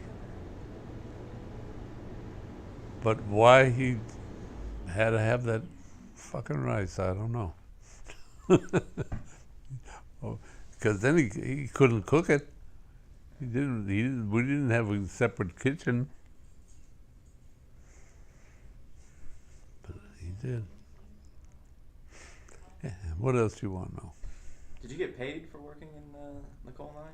Oh yeah, I made 10 cents a day, and then they would sell us cigarettes for 20 cents. For a cigarette? No, for a package of 10. Mm-hmm. And that's another way that we learn to live. And I'm no different, and I couldn't tell you how many men I personally have starved to death. And it turned out that they did, at every camp, even though they were not in communication with each other, did the same thing. Because I knew, and because other men knew how much guys, or what they would do for cigarettes, I quit smoking. And I would get my cigarettes, and just like everybody else, and I'd say, and I'd holler out while we were in the mess hall, pack of cigarettes for a bowl of rice. Pack of cigarettes for a bowl of rice. And I'd get my rice, and then I'd turn around and I would trade it for 2 bowls of rice. And when I came to a meal, I had at least 5 bowls of rice that I was continuously trading. It got so bad, some of these guys had traded their food away for 2 months. They owed 2 months of food for the period. Oh, so they were trading. They were trading credit, they were trading their future food, and some of these guys had no food coming for 2 months. They had it all traded out. Until what they did is they took a section of maybe about the size of this room, and they roped it off, and these guys could not leave that room until they finished their rice, and they couldn't trade it, and they couldn't pay off their debts. It was called the bankrupt room. It's the only way you could keep them alive. You guys set that up within the camp. Yeah. So the bankrupt room was something that you guys had invented, or something that the No, we had invented. This is our own camp commander. We had our own camp commander in the camp, and it turned out they did the same thing in other camps. I don't know what they called them, but they might have called them the rice room or something else. But they did the same thing, because some of these guys they just had to have their cigarettes, and they would starve themselves for the cigarettes.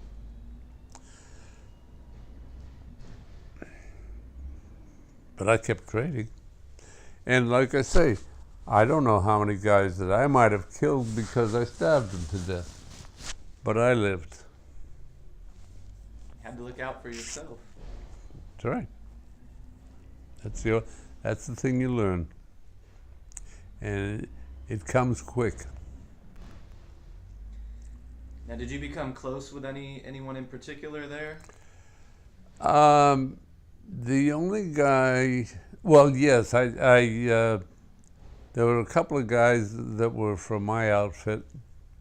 Another way that I got extra food that I could manage was I would cheat on the lines.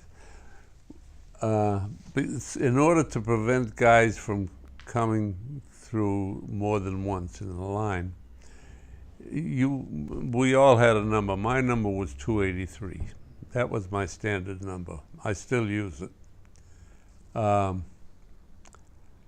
And so they had like a cribbage board. And as you come through the line, you would say your number, not go through, and I'd say 283. And I got in with a group of guys that worked around the kitchen, and a couple of them were on the cribbage boards.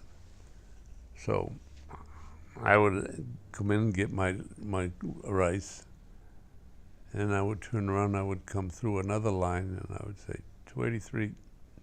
I'd get the rice, and maybe I'd go again to the first guy, and as I come through, I'd say 283, and I got extra food that way. But by the same token, I had a payoff too. So my payoff to them was when they wanted cigarettes. Oh, everybody takes care of themselves. Everybody has different ways. What else would you like to know? What was it that kept you going? What was it that prevented you from giving up? I have no idea. I have no idea whatsoever. Remember when I was telling you when I was in the zero ward? In the zero ward, I worked out a theory, very unconventional, but it turns out that I worked out that the men that actually died, some of the men that actually died, actually laid down and died. And I mean, they would go either in the barracks, and we preferred it was in the barracks, because then we could get their rice, but they would stay in their bed and actually lay there and die. And they would die within 2 to 3 days. And I worked this out that these guys that did this were between the age of 25 and 45. Up to that age, very, very few guys committed suicide. Beyond that age, very few guys committed suicide. And I think the only way that why they was that group, I don't know, except that maybe they didn't grow up during the Depression. I don't know, but I've seen, I wouldn't say not one, not two, I would say I've seen at least 100 men do that. 100 men do that. And most of them, 99% of those guys were over in the zero ward. But these were guys that were pretty sick. I mean, they were really sick. Now, aside from the diphtheria, did you contract any other disease at any point? Well, yeah. I'm 95 years old, and everybody looks at me and they think that I'm 70. But I have heart problems, I have lung problems, I have arthritis problems, I have back problems, shoulder problems, you know, all from the kind of working in the coal mines, carrying, you know, real heavy logs and working on the very heavy equipment, or lack of equipment, working on things that required heavy equipment that I had to move with other guys and things like that. So that it affects me now. One of the worst things that you learn as a prisoner of war is how much the human body will take. And that's a problem with me when I'm sick. If I got a problem, I'll fight it, because I know how much my body will take, how much pain it will take. And that's one of the worst things you could learn as a prisoner. How much your body will take. And the body will take an awful lot. I receive compensation, disability compensation.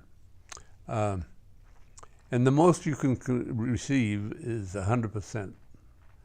I happen to have a total of, when I add up all the different compensations I've got 560%.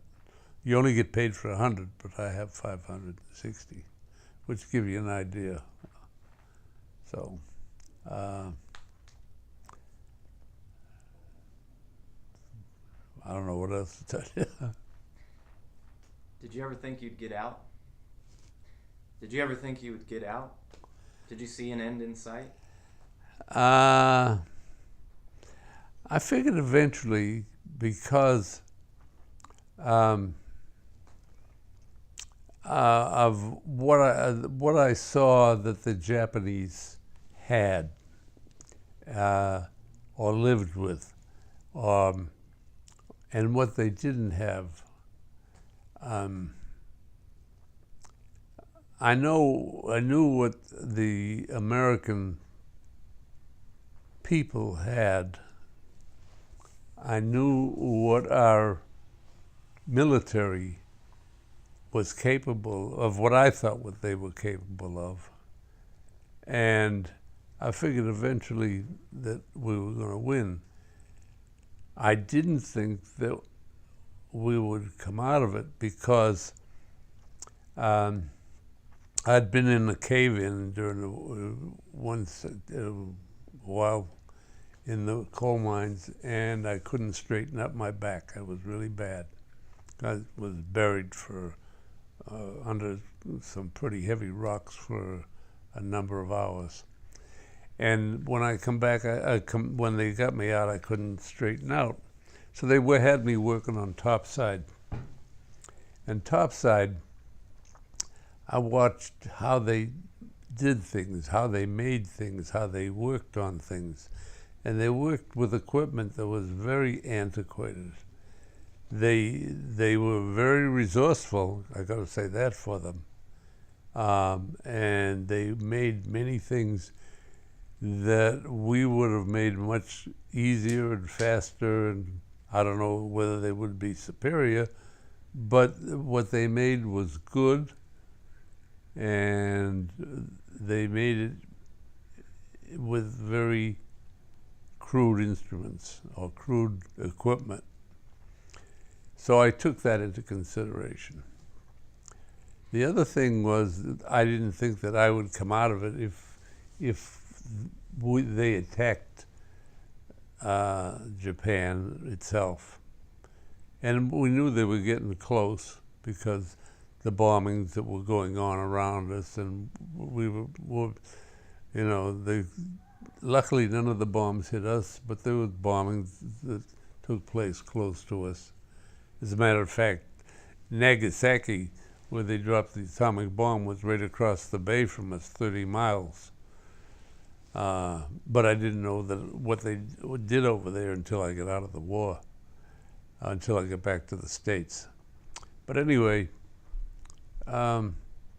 they were gearing up to fight, man, woman, and child.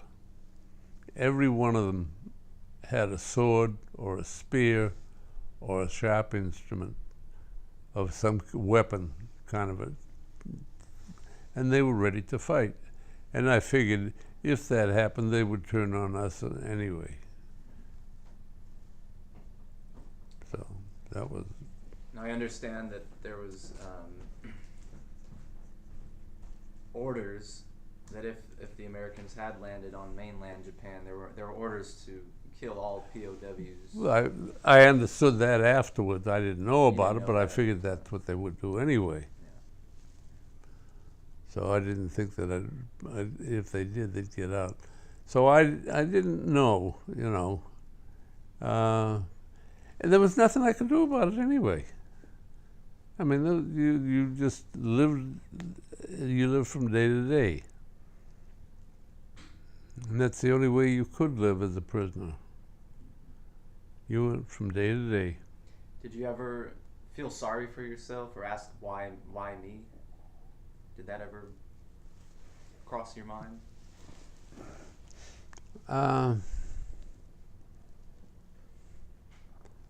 No, I don't think so. I honestly can't remember thinking that way. Number one, I was too tired and too weak and too hungry to worry about it. All I know is that I worked and I ate, I slept and I worked. And I figured it's got to end sometimes, and I knew that it couldn't be too long because of the way the bombings were going. You could get a sense that Yeah, you could feel it. Like when they hit Nagasaki, for instance. Now, like one day when we went down to the mine, the honcho that was my boss at the time, he said, he's talking to us and he's saying, well, there were 25,000 men died. You know, I try to figure that out, and I speak to some of the other guys, and they say, yeah, their honcho mentioned about 25,000. So we figured there must be a battle someplace. And so the next day they come, when we went back to work, the honcho says, there was 50,000. I figured, gee, that's pretty big, must be a big battle someplace. And then the next day they said there was 75,000. We never could figure out what in the hell they were talking about.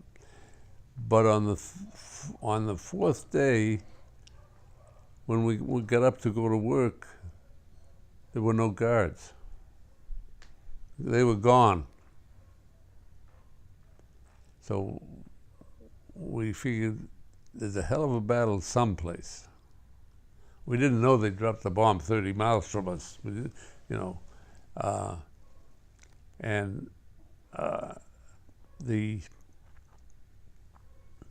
We figured, well, Jesus, you know, we better do something about this. So we put our own people on the fences, and at the gate, and at the towers, to watch to see if the public was going to come after us. And we try to put up everything to kind of defenses, whatever we could, because we didn't know what was going to happen. Until a bunch of Marine pilots started flying through our camp. I mean, I never saw these guys come so close to the ground. I never saw a plane come so close to the ground without crashing. Their propellers were no more than 2 feet off of the ground. And they would go between our barracks, and they would zoom through there. I never forgot that. Like crazy, you know. We were diving all over the place to get the hell away from them. These guys were crazy, and they'd come through, and they were wiggling their wings, and Jesus Christ, we were trying to get the hell out of there. And the first time was bad enough, but after the first time, when we heard that those planes coming, we got the hell out of the way, away from the between the barracks and everything, because, yeah. And then they flew some B-52 bombers over.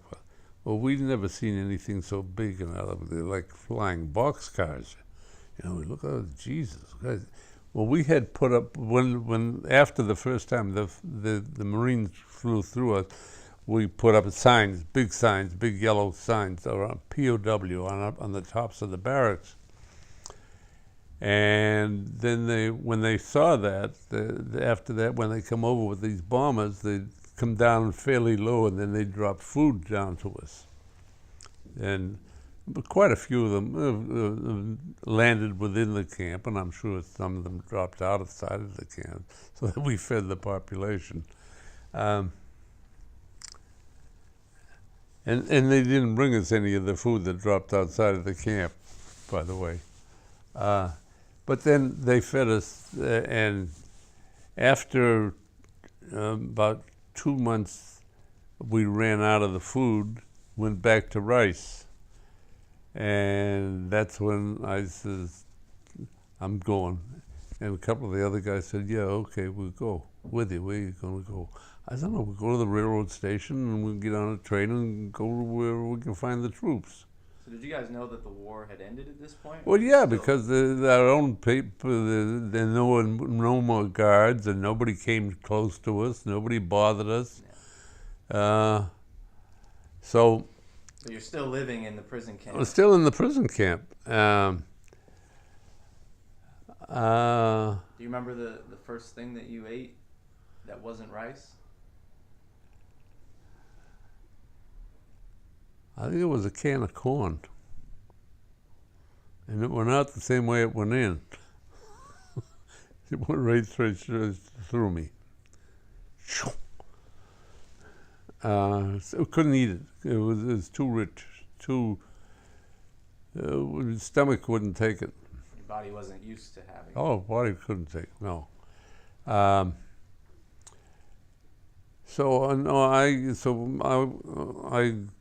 went into town with one of the other guys, and we went to the station, and this train come in. It was just covered with soldiers. So we got on this train. Now his 3 young, stupid GIs.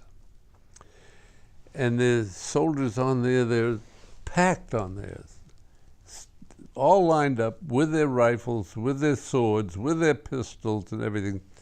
We walk on this train, and there's 6 soldiers sitting on 2 seats facing each other. So we walk in there, and we tell them, get off of the seat, get out of here, get away from us. We get on the train, and sit down, and we take up these two seats, the 3 of us, where they had 6 soldiers before. And they stand there and they bowing to us and this, that, and the other. Now we were on that train for 2 days. It went to Tokyo. We didn't know where the hell it was going. Went to Tokyo, and every time we'd come to a stop, a bunch of soldiers would get off and so forth and get off. Now for those 2 days and 2 nights, they could have taken us, sliced us in 20 million pieces, and dumped us all over Japan, and nobody would have known about it. They never touched us. We'd come to a station. We didn't have any food. We didn't have any money. But we'd get off at the station, and we'd go over, and there'd be these vendors. And they had what they call rice balls, and they were wrapped in some kind of leaves, green leaves. And we'd just go over, and we'd take what we wanted, and we'd go back to the train. A seat was still there. Nobody got into it. Nobody bothered it. I don't know if they dusted it or what the hell they did, but we ate our food, and that's how we got to Tokyo. We got to Tokyo. It turns out there was a train load. There was all kinds of officers at the station. There was a couple of generals and colonels, all ranks, and they had this stand there. And they were waiting for his train, evidently of another load of prisoners from the north of Japan. So the 3 of us walk up, and we salute this general and said, "Sir, 3 prisoners of war reporting." And they looked at us, and they called the medics, and they carted us off on litters. That's how bad we must have looked. And they took us down to some place, the medical place, and the first thing they did was they stripped us and bathed us and powdered us with some kind of, I guess, flea powder and everything else, and shaved our heads, and took us in to feed us. Worst thing they could have done, because they gave us anything we wanted. Oh, I'll have some of that, some of that, I'll have some of this, and put it for. All I could do was take a forkful. Couldn't eat anymore.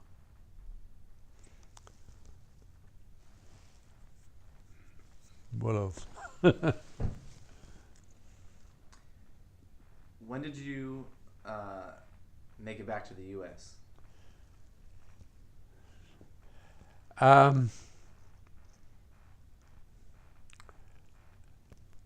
I guess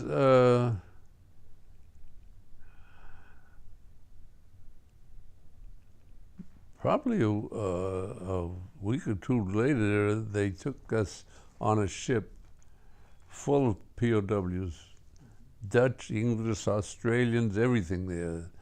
And they took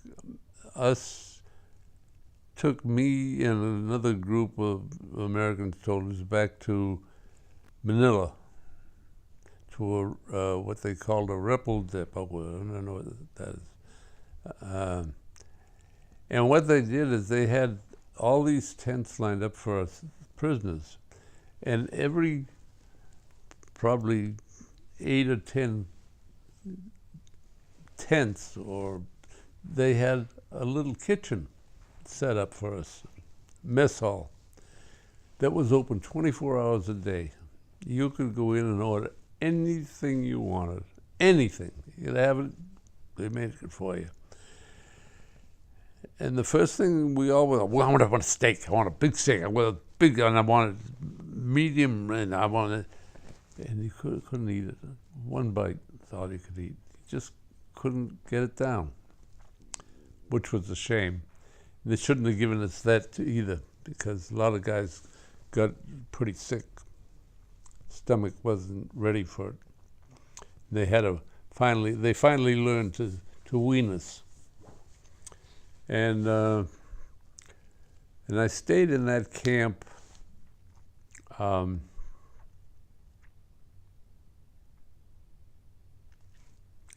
I guess it was probably about 2 or 3 weeks. And before they put me on a boat to come back to the States. So this is towards the end of 1945. It was 46. 46. Yeah. Yeah. 46. So let me ask you, what would you consider the worst day that you experienced? The worst what? The worst day that you experienced. Oh, I don't know. I never thought of that. I'd have to think about it for a while. Couldn't tell you. How long was it until you were able to eat solid food, normal food again?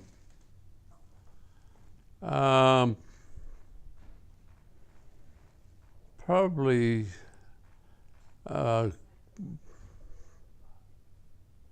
maybe 3 or 4 months. I know there was an incident that occurred when I got shipped back from. They kept us in in some place in Frisco. I don't know where it was. In a hospital there, and I got shipped back to Boston a couple of months later. And one of the things that I could not understand was the treatment they were given to the prisoners that we had there, the German, the Italian prisoners. And they were just no guards, nobody to bother them or anything like that. And they had free reign. And I was going through the mess hall having lunch. And so I pushed my tray along, and the guy gave me this, I pushed it along. And this guy says, and I said, I had like some more of that. He says, come on, move your goddamn tray. Don't give me no fucking headache. I said, I want some more of that's there. And he says, give me a bunch of shit. I says, hey, I want some more of that. And so I picked up the tray and I shoved a batch of hot mashed potatoes in his face, and then climbed over the counter and started beating him up. And so the MPs come in and dragged me off, put me down in the cell.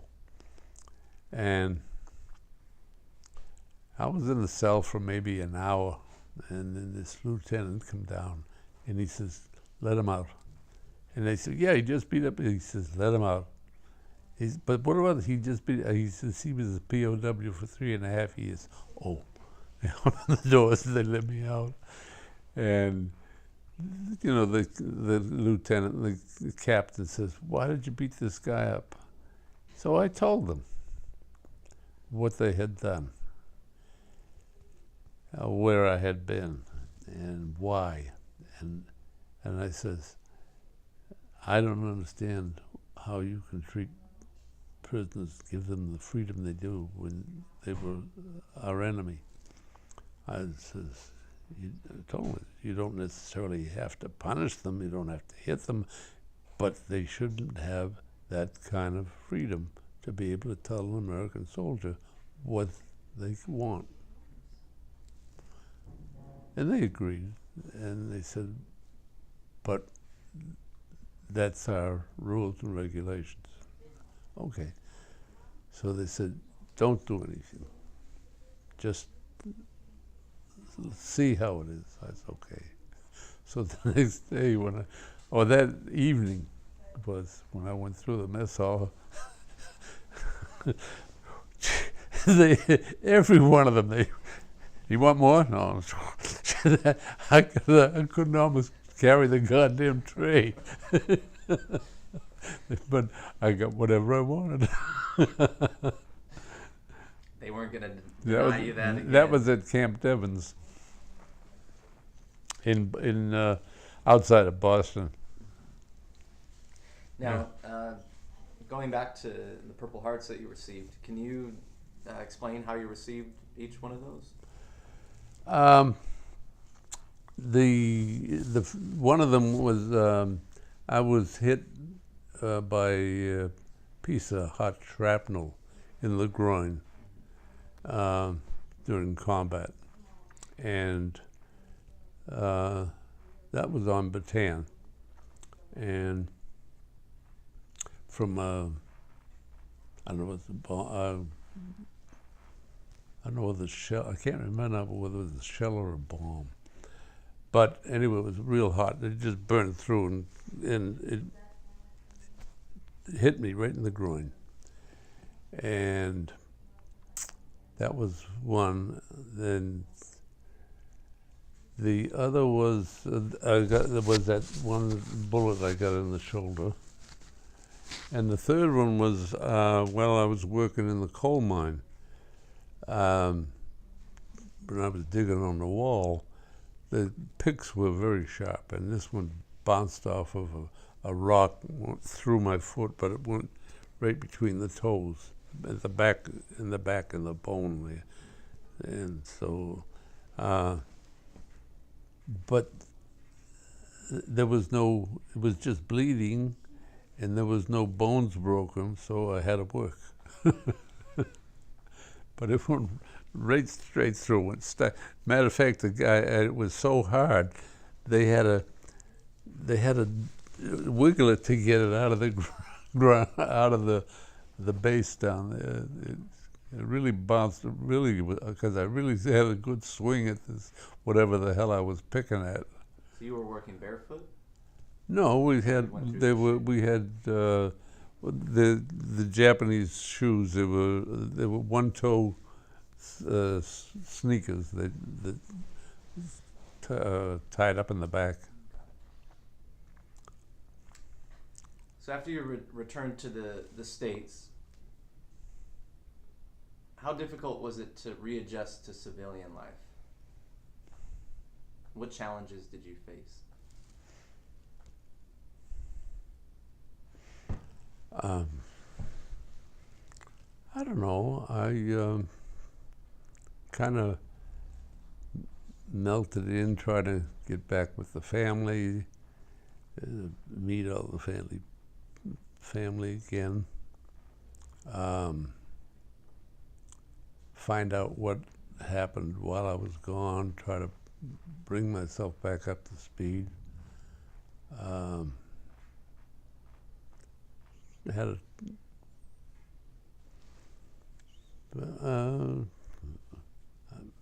See, I was on 6 months leave, so I found a job.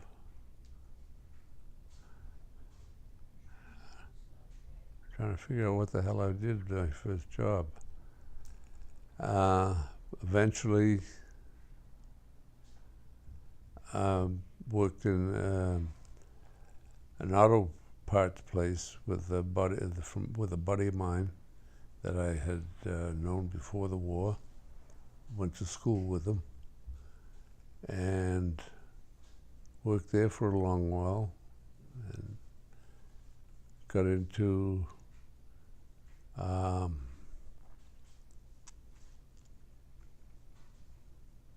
worked in as a salesman in an auto parts, another parts supplier place, and then I went to work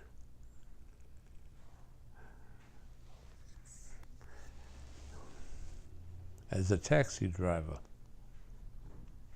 in Boston, and I did that for a while, and then I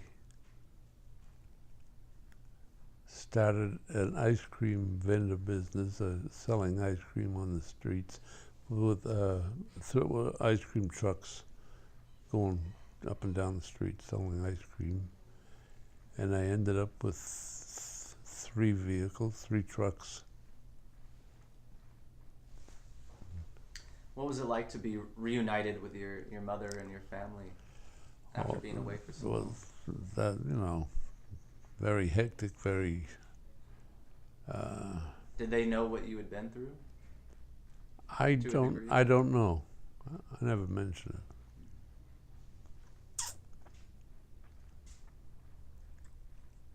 When did you start talking about your experiences? Maybe 40, 50 years later. Yeah. So did you experience any post-traumatic stress? Yeah, I have 100% PTSD. Oh yeah. Yeah. I'm working with veterans and working at the hospital right now. I know that there is not a soldier that has been in combat that doesn't have PTSD. If he doesn't think he is, then there's something wrong with him. You don't live through any kind of combat of any nature without affecting you. Not if you've been really in heavy combat. Do you feel that talking about it helps that at all, or is there... Not anymore. I used to. Yeah. Used to. But it doesn't bother me now. I've given quite a few talks on the experience and so forth, to explaining to a lot of the kids the different aspects of war and so forth, different kind of combat, different kind of actions, and so and try to put it in terms that they would understand. So eventually I got to the point where it doesn't bother me anymore. And you mentioned earlier that while you were in prison camp, you, I guess, made a decision that if and when you got out, you were going to do... I would do whatever I could for the veterans, which is one of the reasons why I ended up at the VA. Can you just explain sort of what you do at the VA and who you work with? Well, right now what I do, I have 2 jobs. My prime job that I get paid for is as a patient advocate. I work in the department and listen all day long to complaints. And they complain on everything from the lack of toilet paper to how much money somebody's charging them for something, and why it's so unjust, and why the hospital doesn't do this, and why they don't do that, and how they should do it better, and all that kind of stuff. And my other job is as a service officer. I belong to the American Ex-Prisoners of War organization, and I became a service officer for that organization about 20 odd years ago, and I would say that I have written or completed and managed to accomplish at least well over 1,000 compensation decisions providing 100% compensation for many soldiers, many veterans,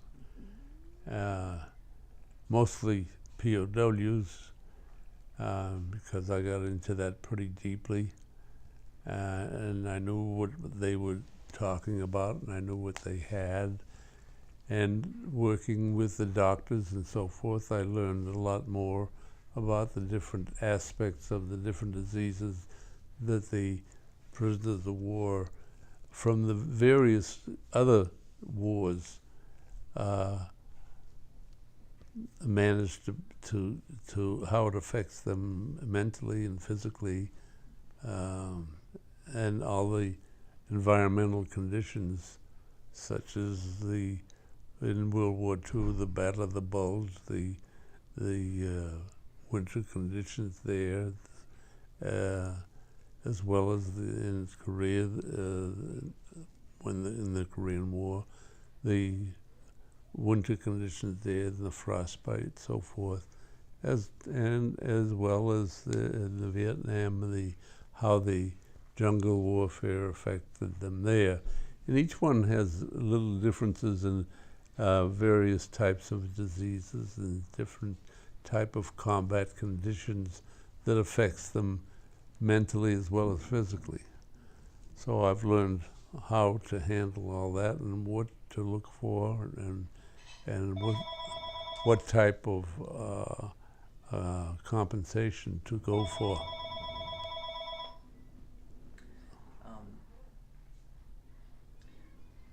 What's one of the greatest lessons that you learned from being a prisoner of war?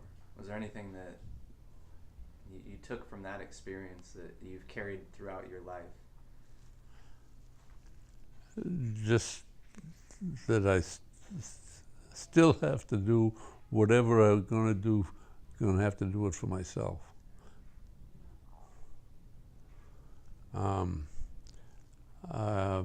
My wife understands me very well. She understands my PTSD. She is my best mentor for handling my PTSD problems. She is the one that controls my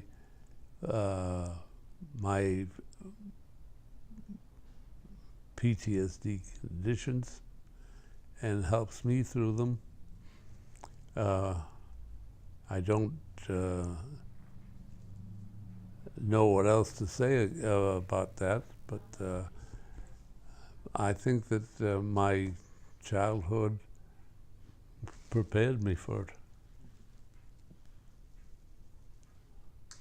And do you hold any animosity towards your captors? Not anymore. I used to.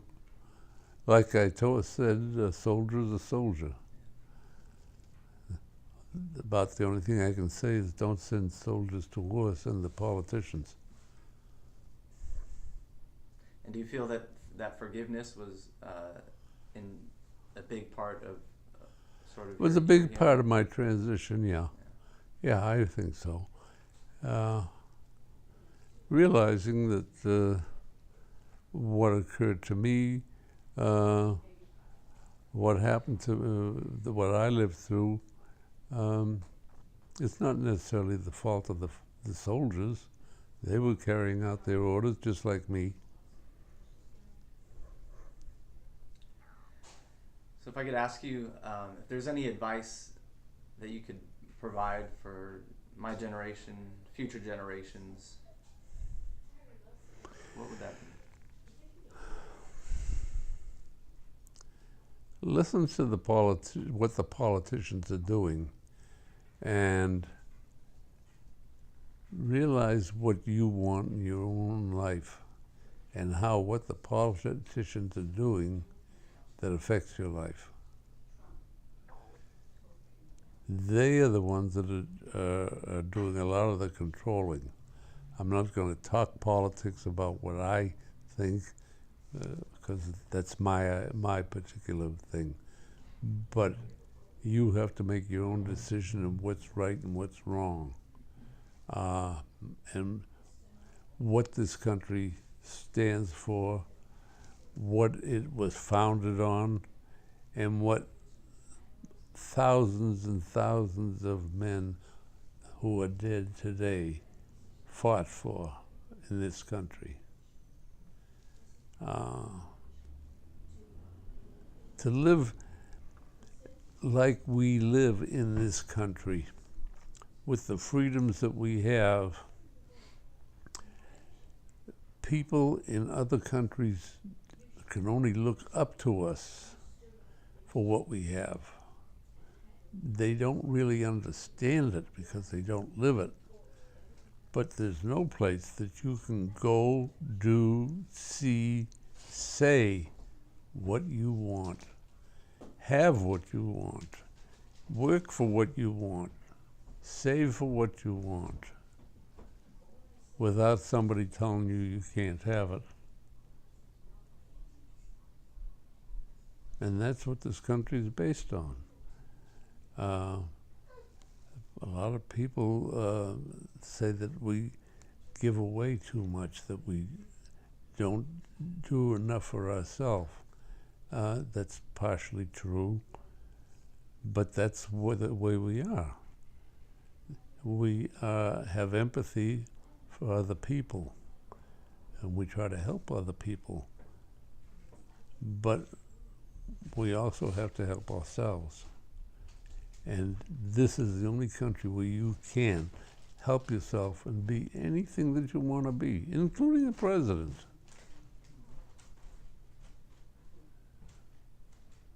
And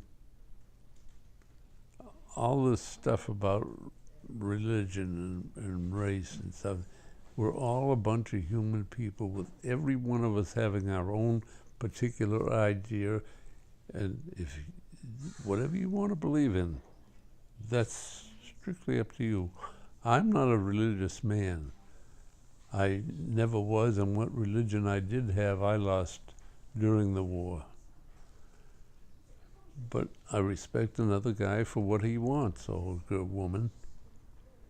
And that's exactly why I went into the service, because of what I had. And what I did have or didn't have was of my own doing. And I probably lived through it and probably still alive, because a lot of people ask me, how did you get to be 95 years old? I don't know how I got to be 95 years old. I never had much as a child. I never was mollycoddled. I never had special treatment. Anything that I have or ever had was something that I worked for, whether it was 1 or 2 or 3 jobs at one time. I had to do for it. Me, nobody else. And I don't think I've ever been selfish with it, with what I have. And I'm not stingy with what I have. And my children have benefited by it. And I hope to continue until I die, which I'm going to do soon. Who the hell knows when? I'm trying for 100. When I get to be 100, we'll see from there on. As long as I'm not a pain in the ass to people, as long as people don't have to take care of me and feed me and clothe me and bathe me, I don't want that. Do you feel like you're 95 years old? I honestly don't know. I don't know. You know, people say, how does it feel to be? I don't know. I'm 95, so I'm 95. I know I can't do what I used to do, and I accept that. And I think that's part of the thing, is accepting what you have and what you are and what you do, what you can't do. Now, how important do you think it is for the experiences of men like yourself and World War II in general, for those memories and to be remembered, to be passed on?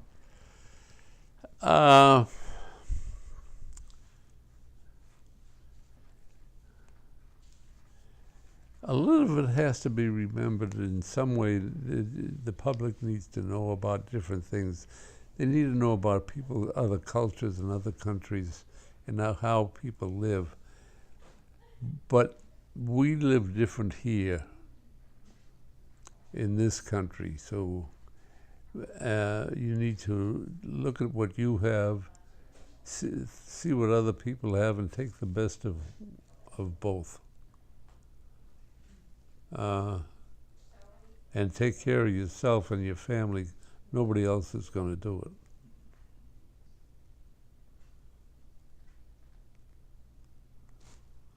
And the last question is, how would you like to be remembered? How would you like your legacy to live on? If you could leave one mark on this world, what would that be?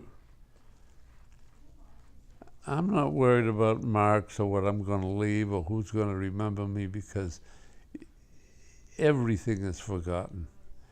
Whatever happens, it happens today, and in 2 weeks it's forgotten. When I'm gone, I'm gone. I hope I've made some people happy while I was here. I hope they appreciate some of the things that I try to do. And I hope my family is happy. And I hope that they live lives that they can enjoy. What they want to do, how they want to do it, in this country, that's fine. If they lived in another country, they would probably be told how they can live and why they can live and where they can live. And I hope this country doesn't come to that.